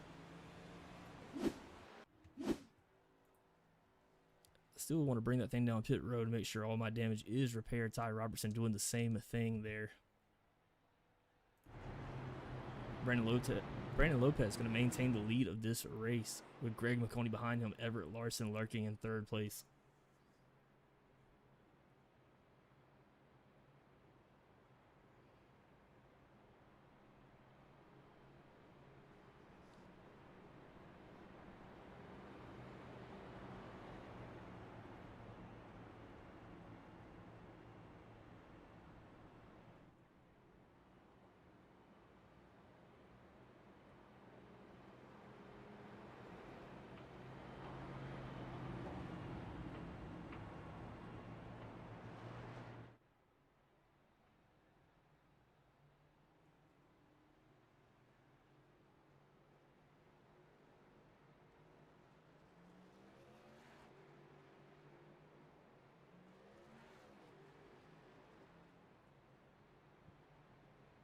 These guys start to get doubled up here. Brandon Lopez there on the inside row. Greg McConey on the outside. Second row is going to be made up of Everett Larson, Ira Kohlhaas.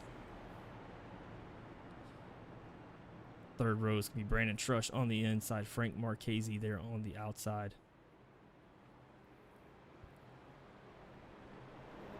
With Ty Robertson and Mitchell Wilson both catching up to the pack now.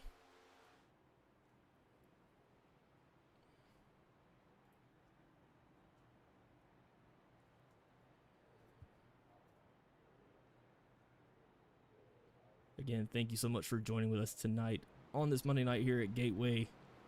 Make sure you check back in with us next week starting at 8:15 Eastern time. Same place. We're going to be going to Chicagoland for our wild card race.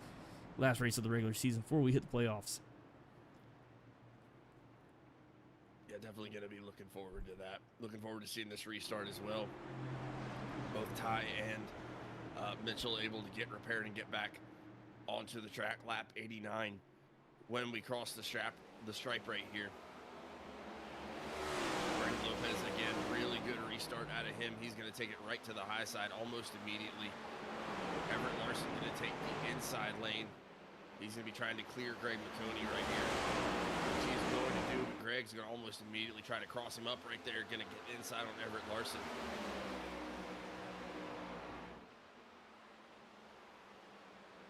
Sitting right behind him, you're going to have Ira Kohlhaas, you're going to have Brandon Trush, both right there in 4th and 5th. Got a battle behind them. Frank Marchese trying to get around Ty Robertson, Mitchell Wilson also back there. Ooh, 3 wide. Lopez down to the apron there. Larson's going to take advantage of it, get around. He's going to be back in first place. Big wreck in the back. McConey hit. Robertson's in the wall. And they say cautions breed cautions.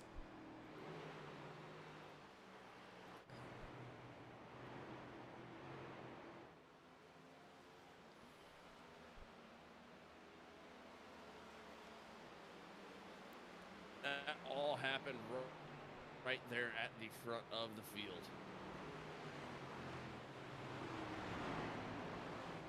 We have to rewind and take a look at that. Mitchell Wilson taking advantage of it as well, moving up to 6th place.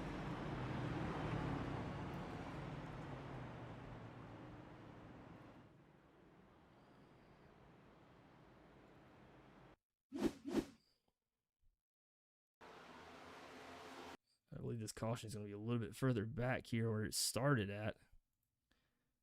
Try to go to a blimp view of this for you. Your race leader, Brandon Lopez, coming into the low side. McConey going up to the mid-line, but Lopez down to the apron. Going to slide that car up into McConey. And that's where it's all going to start at. Then you have Ty Robertson in the back. Was just involved in an accident. Unfortunately, going to get tied up again here. Nowhere for him to go.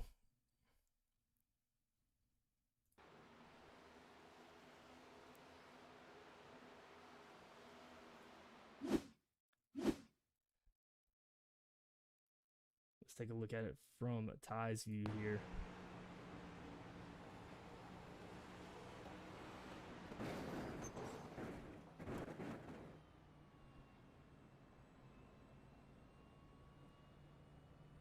I thought everyone had it saved there for just a second, and then, I mean, like we've seen before in previous cautions here, I mean, when you're trying to shuffle back out, not being in the lane you want, but still trying to carry speed, but I mean, that's just asking to get loose.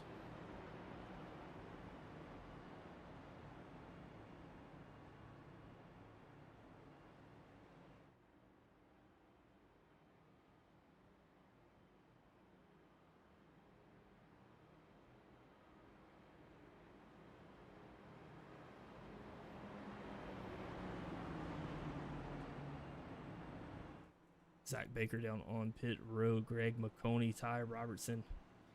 You see Dagan Barnes' car still sitting there involved in the incident to bring out our first caution of the night.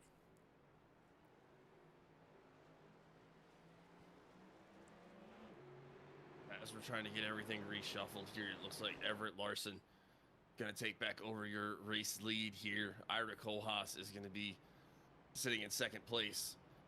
Brandon Trush going to have 3rd place. Frank Marchese going to be 4th. Mitchell Wilson going to be sitting in 5th place for this restart. Brandon Lopez taking the EOL for that last caution. So that is then going to be Zach Baker and Greg McConey and Ty Robertson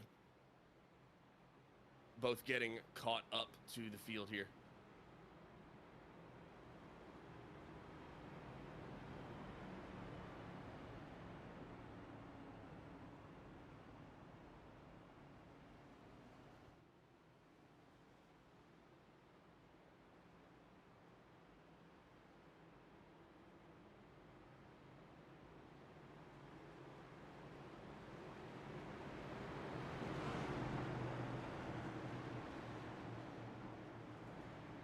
gonna be lap 94 as we come across the stripe here. Everett Larson on your inside row leading this thing off. Ira Kohlhaas there to his outside.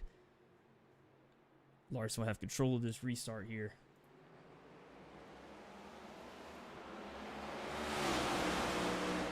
As we get back to green flag racing here.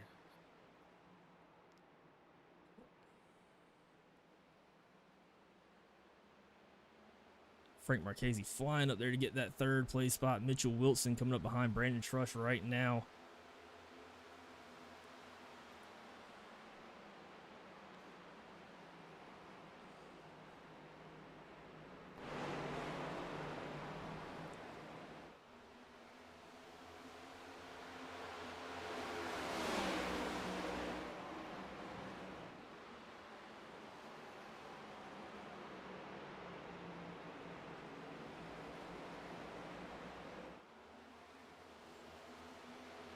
The 25 laps here left to go at Gateway. Everett Larson back out in your race lead. Ira Kohlhaas, Frank Marchese, the 2 and 3 right now. Mitchell Wilson going to be trying to get around Frank Marchese right here to get himself into the top 3. Brandon Trush still right there as well, with Greg McConey right behind him. Zach Baker in the 12 car currently sitting 7th. Brandon Lopez in 8th place. And then Ty Robertson back in 9th place. Heard him over the radio a few seconds ago say that he had some wheel damage, so he's just trying to keep it straight and on the track right now. Marchese sent it just a little bit high there. That's going to give Wilson an angle. Yeah, we've seen Wilson try to make use of the low side all night long. Oh, that was almost really close right there. That's the problem with the low side, is that if you can't absolutely stick it down there, I mean, it's just going to send you up the track. A lot of times you're trying to pass down there, so you have another guy that's right there in the mix. And I think that's a lot of where we've seen kind of some of the trouble as the night has gone on. Yeah, it's like any track. When you try to enter too low, the car is just going to be very tight trying to get around the corner. Especially if that's the line you don't really practice a lot. Because most of the time when you do go out here and practice, you try to practice your best line. That's something I've really had to try to convince myself to do, is practice at lines that I'm not familiar with or lines that I don't like, and how I would maneuver around people in those situations. But I hate being stuck there on that low side and trying to enter low and trying to get a pass off, because it is just so tough to get around the corners. Frank Marchese able to cross back over and do the same thing to Mitchell Wilson right there.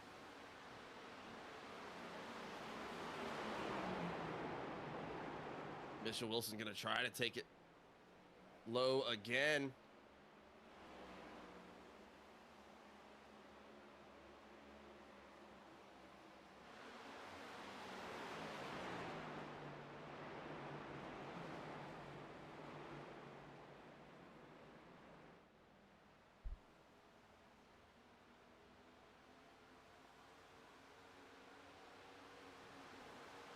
Front still have a battle. Ira Kohlhaas and Everett Larson.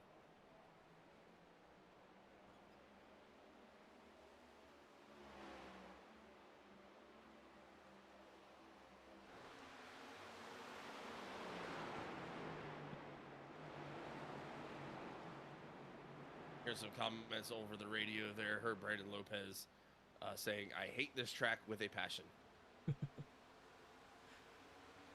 Still pretty good run for someone who hates this track with a passion, but always funny to hear the chatter over the radio here.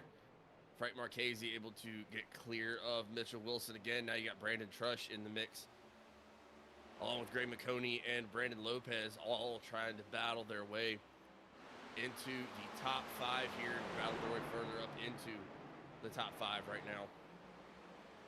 Everett Larson currently sitting on about a half a second of a lead over Ira Kohlhaas right now. Frank Marchese going to be about 2 seconds behind in third place, excuse me. Mitchell Wilson to be in 4th place, about 2.3 seconds of a gap. And then Brandon Trush, we've seen all the way at the back of the pack at some points tonight, up to 5th right now and holding his own. Again, just want to shout out everybody for tuning into this race. Hopefully it is exciting action and you want to stick around for the rest of the season. We are coming into playoff time here, so it's only going to get more exciting from here. But to have, I think, over 120 viewers at one point, still be sitting at 107 right now is unbelievable. Can't wait to. I know some of these guys do watch their stream while it's going on. Other guys go back and check it later in the race. But either way, we are so appreciative of everybody that's tuning in to watch, and hopefully you stick around for all the action, all the cool stuff here. On behalf of myself and John again at Knapp Daddy Racing and all these drivers out on the track, we do very much appreciate it. And it feels really good. We've got such an insane group of drivers here. It makes me feel really good that they get to get that. So thank you all for tuning in very much.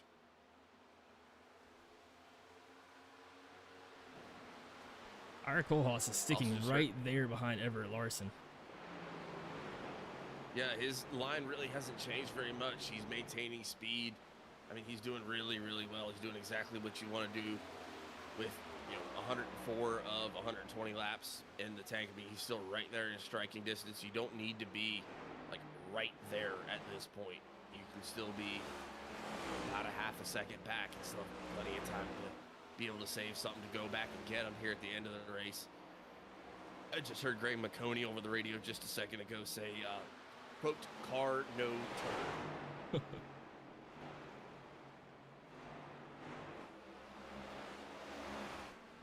I heard both Greg and Ty talking about it, the damage that they had taken from that last incident. It is just really doing a number on the car. Gateway, already a very difficult track to navigate around, and now to have a little bit of damage to go on top of it definitely is not going to help matters. But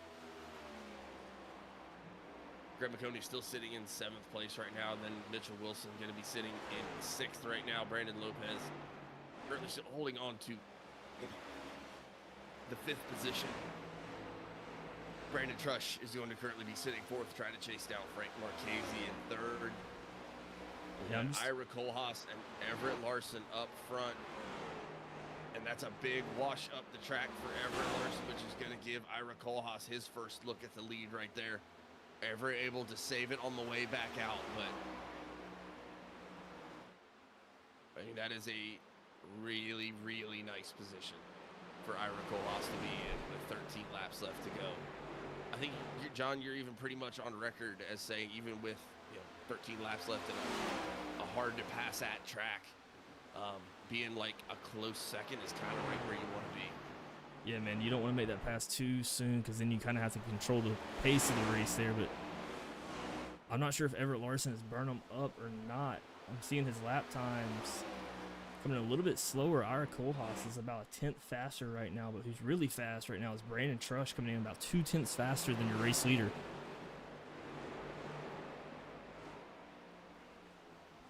Brandon Trush almost back up to the front.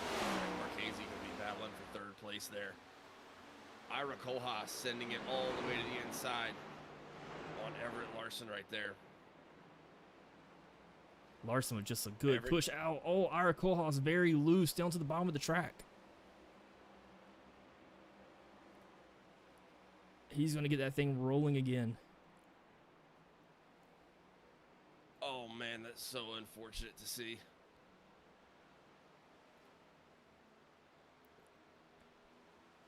Ira Kohlhaas so fast, man.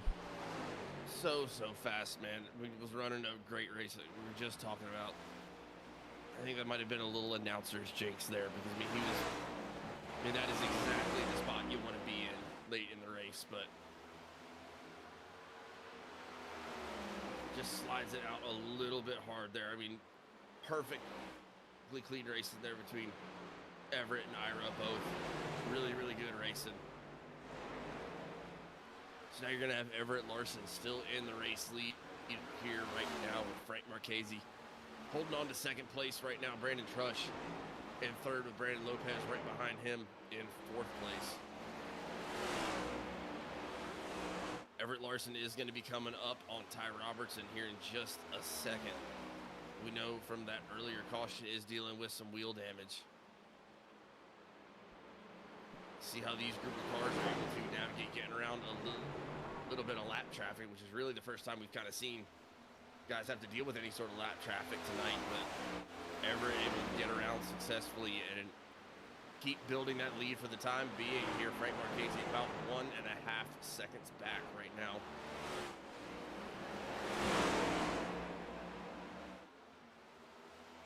Frank Marchese goes to the inside. Brandon Lopez also to the inside of Ty Robertson. And that is going to put your top 4 around Ty Robertson. Who's also so fast tonight, just unfortunately now dealing with some damage that's slowing that car down. He did pick up your stage win, though, so he's going to get 10 extra bonus points here tonight. Help solidify his lead in the points. I think he's got about a 35-point lead on your next driver, which would be Everett Larson, but tonight's run is definitely going to help Everett out as well. As Brandon Trush looking to the inside of Marchese. Going to have him at the door here as he goes into turn 3. A lot of respect out of these two. Yeah, that's a really good race out by both of those guys right there. Marchese going to try to cross him here. Trush trying to slam the door. He does. He gets in front. Lopez going to try to go on the low side. Not able to get there, though. Marchese able to slam the door on Lopez to keep Lopez from getting around. Brandon Trush, like you just said, had been showing a lot of speed as we come into the late stages of this race. But he's going to need every bit of that speed if he's going to try to make up the time to get back up to Everett Larson, who has 2 seconds of a lead here as we approach the closing stages of this race. But I mean, if we're looking at those last lap times, he's got the speed to do it. 0.5 of a second faster that last lap for Brandon Trush than your race leader, Everett Larson. Yeah, we are geared up for a real showdown here at the end of this race right now. 6 laps to go here at Gateway. Everett Larson coming in had a little over 2 seconds of a lead, just a few laps to go. Brandon Trush able to make the pass on Frank Marchese, who is also still extremely fast. Frank Marchese running a 10th faster than your race leader, Everett Larson, right now. Everett Larson with a 33.385 last lap. Brandon Trush with a 33.075.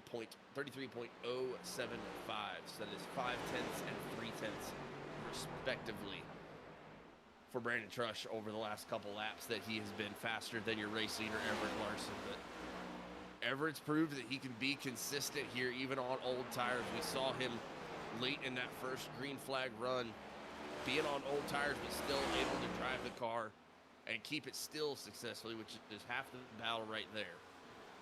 Even if you're slower, you got to still be able to maneuver the car. You still got to be able to block. You still got to be able to put yourself in the position that you want. But I mean, as of this lap, as we're going to see these lap times as they come up to the line right here to give us 3 to go. Everett Larson 33.32. Brandon Trush 33.2. So that's another 10th for Brandon Trush there. Brandon Trush closed this lead by a second over the last 4 laps. Frank Marchese also still running about a 10th faster than the race leader as well. That is your first, second, and third place drivers. 2 laps to go when we cross the stripe this time. Can Everett Larson hold on to this race lead from a hard-charging Brandon Trush and Frank Marchese? It has been an amazing race so far. It's been so fun to watch these guys try to battle it out as Brandon Trush gets to within a second of Everett Larson. Frank Marchese under 2 seconds behind in third place.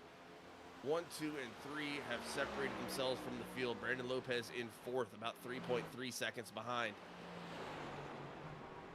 We are going to get the white flag in the air this time by Everett Larson. Takes the white flag at Gateway with 0.7 of a second of a lead. Frank Marchese under 1.9 seconds.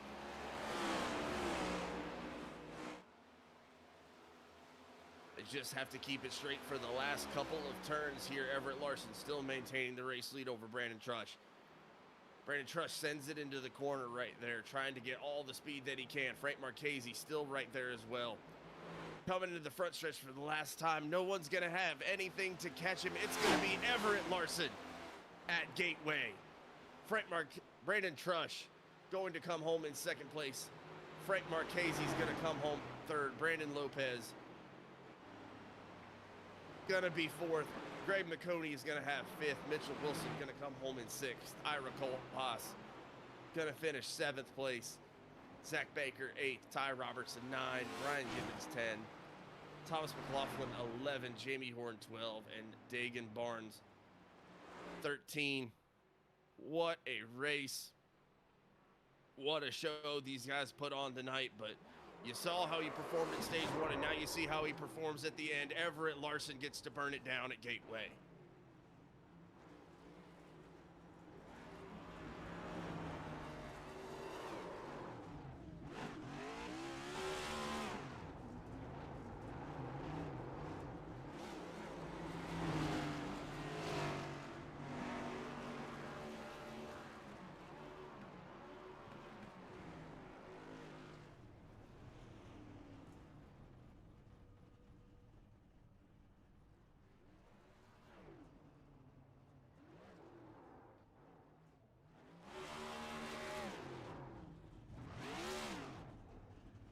That is going to be a well-deserved win for Mr. Everett Larson here tonight. As you see his teammates over there at Last Row Motorsports looking on. I think they're trying to get their media moment right there. Both of his teammates so fast tonight, but all dealing with their own things. But Everett Larson started out fast, ended the race fast, and is able to bring home the victory here tonight at Gateway. Brandon Trump so fast there at the end, but able to come home in second. Frank Marchese battling his way through all night long, still very fast at the end, is going to come home in third place.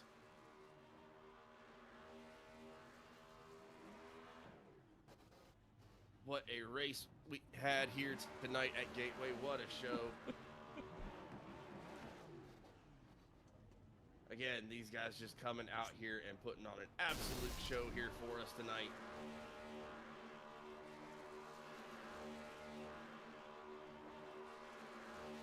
And once again, thank you all for tuning in. The viewership tonight has been incredible, and it has been a show worthy of it. So thank you all once again for tuning in here with us. Be sure you leave a like for our drivers, subscribe to the channel so you don't miss any of the upcoming action as playoff season is around the corner. And as always, thank you so much for cheering on your drivers in the comments. Still have 91 people out here watching Everett Larson do his burnout here at the end of this race. Be sure to stick around as we will be coming up with your top 3 interviews here in just a second.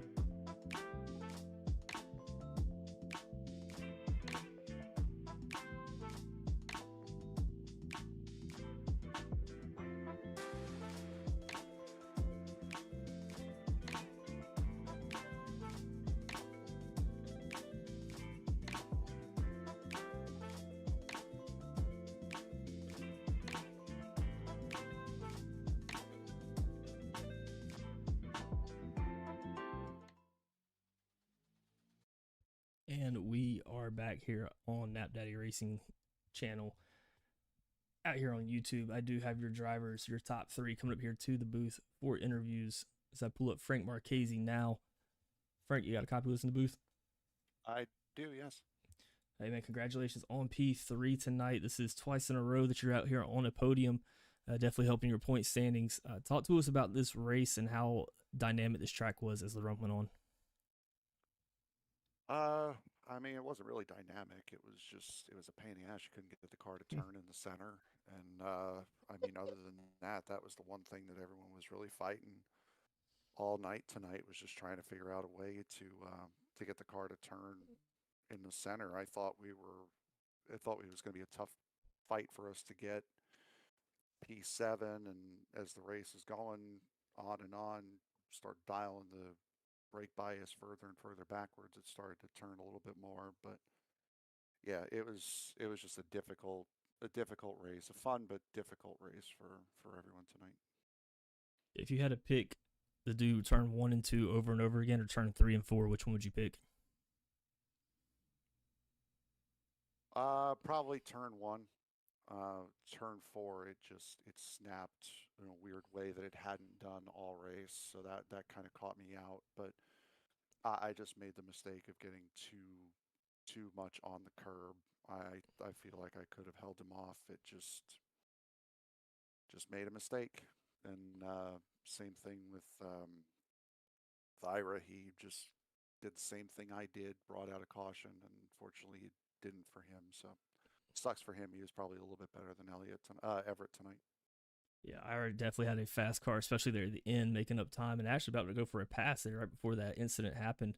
But seeing a lot of guys snap loose coming off of that corner tonight. We did see you do a lot of crossover moves tonight, getting pass on one side and crossing somebody up, coming back to the other side. Did you have a line that you felt like worked better, exiting low, entering higher? Yeah, middle through entry in the center of the corner, and then trying to straight line it off. I felt like it was working a little bit better, especially off one and two, able to get the power down a little bit earlier. But yeah, I mean, I credit the amount of time I put into road racing for that, is trying to adapt to lines and trying to find a way to get guys to overshoot, like we saw with Ty there during that second stage. During that, I believe it was just before that last caution came out. Um, yeah, those are all the tricks of the trade you learn by doing this more and more. Absolutely, man. Well, before I let you go here, any sponsors or shout outs you want to give? Shout out to you guys. Shout out to the team. I think we all had our chances tonight. Shame for Brian there, who had gotten hit before the race even really started for him. So he was battling it out. And yeah, so thank you very much to the team. Thank you very much to you guys for putting the league and the broadcasts on. So we go get them next week. Yes, sir. Well, congratulations again on P3. That's 2 podiums in a row for you, and I'm looking forward to talking to you next week. Thank you very much, bud. Appreciate it. Yes, sir. Take care. It's going to be Frank Marchese bringing it home in P3 tonight. Coming up next, I do have your P2 finisher in Brandon Trush as I pull him up here to the booth. Brandon, you got a copy of us in the booth? Yep. I got you guys. Well, hey, man, congratulations on P2 tonight. That Knapp Daddy Racing scheme might have added that 50 extra horsepower you were looking for there. But talk to us about this run at the end of the race, and especially at the end of the first stage, too. We were seeing that your lap times were almost close to 5/10 faster than the leader. Talk to us about tire saving and how the car was feeling at the end. Honestly, I'm surprised I even made P2. I didn't have high hopes coming here. I never do good here. But what I have learned in the past is you got to save your tires. That whole first run, I was just kind of hanging out, trying not to get in trouble. And then once we got past this stage and it was time to go, pick up the pace a little bit, see if I could run with the guys up front. And you know that last after that last caution, I was kind of waiting around behind Frank, seeing if he was gonna pick up some speed, and I probably started my run a little bit too late to catch up to Everett there. I think if I had, 3 more laps, I might have been able to reel him in and get out in front of him. But other than that, just saving and trying to be careful, trying to stay out of trouble tonight, and trying to stay out of the turn 2, turn 4 spin arounds. Yeah, we've seen a lot of people snap loose, especially off of 4 and especially off of 2 as well. Did you find your car having that snap loose effect? And if so, was it more off of 2 or 4? It's more off of 4. If you were trying to power hard too early, it was going to get you. And me and Jamie were talking about it earlier. once the car starts going there, you're not saving it. You're either going to lose a bunch of spots out of 2 or you're going to catch the inside wall out of 4. So I was real careful out of 2 and 4 tonight until the end. Uh, Figured I needed to start getting on the throttle, start catching those guys, and see if we could hang with them. Yes, sir. Well, we're going to Chicagoland next week. Give us your thoughts on Chicagoland. I hate it. I never run good there. It's funny because at the similar tracks like that, like Auto Club and all that, I do okay. But Chicagoland, for some reason, I'm not good at. But I'm not good here. So hopefully, I have the same kind of week next week. Yeah, so we're looking forward to seeing you out there, and I'm looking forward to talking to you again next week. But before I let you go, any sponsors or shout outs you want to give? Clem Speed Shop, Raptor Racing guys, all the stuff that they put in, you guys for the broadcast and always the paint. Thanks for getting that one going for tonight. I really do appreciate y'all.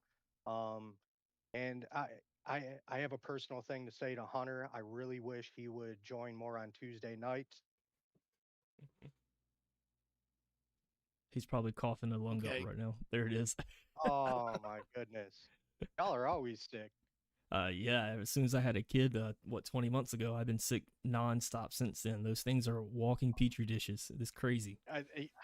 You took the words right out of my mouth there. I have And never I've been in more Vegas sick. for 10 days, which there's no city more that is just a petri dish than that city. I don't know how you made it 10 days in Vegas. I can barely do a weekend. So, I mean, kudos to you. It's a bad idea. Don't do it. Yeah, I know. I can imagine. Well, hey, man, congratulations again on P2, and we'll be looking forward to talking to you next week. Yep. I'll talk to you guys. All right, have a good one. Yep. It's going to be Brandon Trush bringing it home in second place tonight with a really good run there at the very end, making up a lot of time on your race winner, who I have come up to the booth now, in Mr. Everett Larson, as I pull him up to the booth. Everett, you got a copy of us in the booth? Hello. Hey, man, congratulations on your first win in the Knapp Daddy Racing League for the season. Been knocking on the door for a while, finally able to do it tonight. Talk to us about this run. Honestly, I don't really know because half the time I was just trying to be as consistent as I can. But there for the last like 10 laps, I definitely kept choking it going into turn 1 and also turn 4 a couple times there. I just kind of got nervous and missed my braking points a couple times, I think. To me, I felt like I was braking the same way I had been. I just locked up my left front. But man, I don't know what happened to the 29 there. I think it was that got next to me, but that was just really stressful that whole run. And there was like 3 different wrecks that happened around me. I just kept somehow getting by him, and it was really, really insane that I was able to, in my opinion. But I just had a really good run today, and I'm kind of sad that Jamie and my teammates weren't up there as much because, to be honest, this kind of felt like a Mickey win. But I am really happy I was able to get a win, though. It was just super intense the whole time. Yeah, man, don't sell that win short at all. You were out there leading a lot of laps, especially before the stage break, and kind of pulling away with it there, tire saving. I was going to ask you how well your tires were at the end of that run, and is tire saving something you focused on coming into this race? Yeah, I really thought tires were going to be way harder to save here because at most tracks, the left side also takes a bit of damage. But this time, we were able to just get right sides the first pit cycle. And then as soon as we got to the stage break, we took 4 tires. But yeah, the tire saving part of it, I was trying my best to there. I got a little bit antsy towards the end of the run because I was trying to get away. But everyone else saved their tires a bit better than I did. I'd say one thing that had to do with the tire saving deal at the end was just me in general battling everyone around me because I was trying to get back up front and as far away as everyone as I could. But then they kept wrecking, so it really didn't do me good. But somehow I managed to win it there. I was really, really thankful for my good buddy Ty and Brandon and Thomas. I think he left kind of early too, but I'm just sad they weren't able to be up there. But thank them for helping me out. And I guess I'm really happy I had a spare Monster Energy in my refrigerator. Absolutely, man. Well, we're heading to Chicagoland next week. It's going to be the last race until before playoff starts. Give us your thoughts on Chicagoland. I do know you have to turn left in the middle of the backstretch, and I'm assuming you're gonna have to shift down again. So If I have to shift, I won't be as fond of it, but I'll still be okay with running it there. If I don't have to downshift, I will be very happy. But I think I did an Xfinity race there, and I think I got like second or something pretty good. I think I'm solid at Chicagoland, so I'm just super excited for that race too, and just get into playoffs or get into a good playoff spot. Honestly, that's about it all I got. Yes, sir. Sounds good, man. That was a very good run out of you, and even falling back a little bit of adversity, able to push through and secure this win here for your first win in the Knapp Daddy Racing League. But before I let you go, any sponsor or shout outs you want to give? Yeah, I want to shout out my friends and family for watching the whole race through. I want to thank you guys for doing the live stream, and then I want to thank Food City, Quality Heat and Air, King Sport Fitness, Han Doctor, my good buddy Corey LaJoy, Zamp Racing, my grandma and grandpa Larson, my uncle Corey, not Dan, and I don't even remember. Oh, yeah, tell us about the Younger Money thing there, the tagline now. Oh yeah, I'm pretty sure. I believe whenever I got to meet Joe Logano at Charlotte Motor Speedway, they were doing like a Youth Racers of America thingy. And back whenever I was just a little kid, I think like 9 years old or something, I got to meet Joey Logano, and he called me Younger Money since my last name was Larson and I was younger than him. So I just kind of put that there. We love to see it. We were thinking it was for a rapper Lil Wayne, but I guess that's even better for Kyle Larson, especially with a story to go with it. But congrats again on P1 tonight, and looking forward to talking to you next week. All right, thanks. See you guys. All right, man. Have a good one. That is going to be Everett Larson coming home in first place tonight, picking up his first win. We're trying to get these points updated so you can see where your favorite driver is. If you go to Sim Race Hub and look up Knapp Daddy Racing League, you can find out where everybody stands at in the current season, and also check out all the stats they have. If you're looking for anything else iRacing wise, head over to knappdaddyracing.com. But other than that, I'm not going to ask Hunter his thoughts on the race because I feel like I already know that it was miserable for him to talk through the whole time. But hey, great calls there, bud, at the very end. That was fantastic. Hey, I appreciate it, man. Yeah, the voice is continuing to go, but it was a super fun race to watch. So much fun, man. We already talked about it. Gateway's a really fun track to watch. It's unfortunate for guys like Ira and Ty and Greg, who all had really fast cars here tonight, who just got kind of caught up in it and not able to finish where they wanted to. But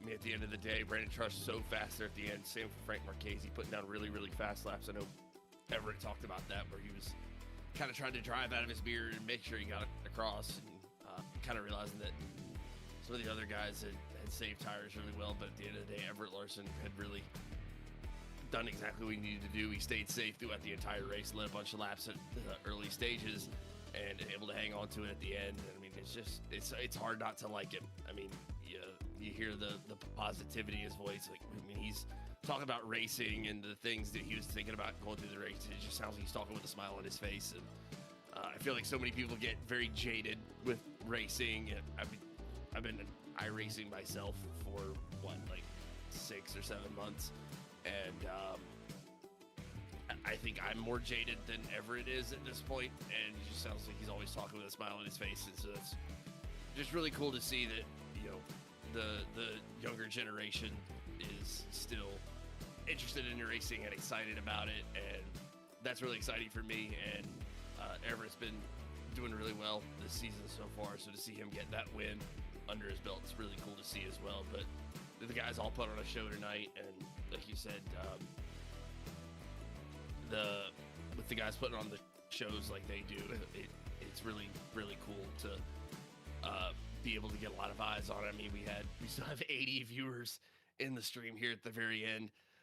I sound like Sam Elliott after 2 packs of Marlboros, and you know, we still have an amazing audience out there. We were over 120 at one point. So just again, it seems like beating a dead horse, but just want to say again, I mean, thank you all for joining the stream and hanging out and cheering on your driver. Hope you stick around for the playoff season.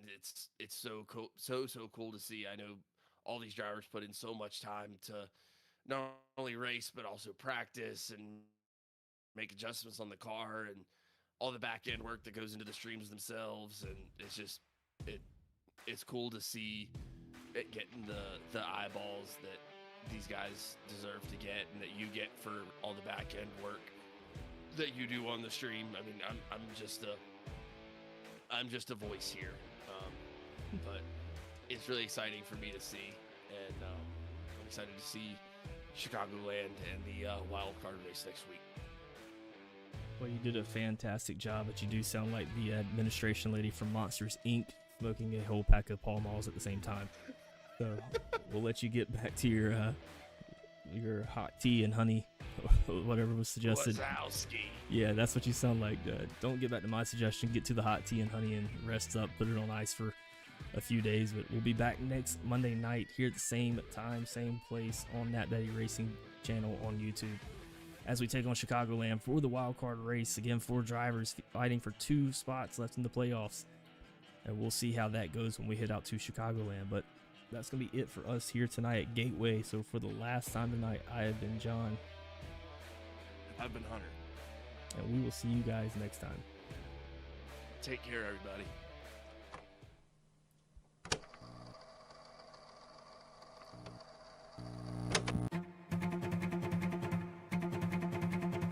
Welcome to the Knapp Daddy Racing League, where the competition is high and the theatrics are higher. They bring it down the stretch one It's last sputtered. time. It's sputtered. He's shaking it. Sputtered.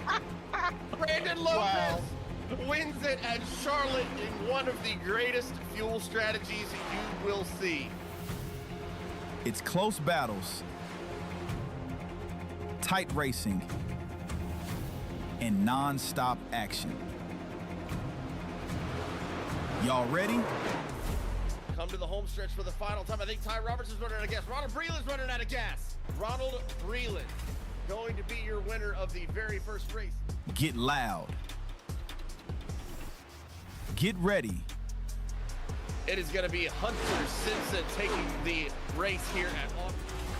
Right there on that checkered line, it's going to burn it down, but they will earn and deserve victory. Let's go. It's the Knapp Daddy Racing League, only on the Knapp Daddy Racing channel.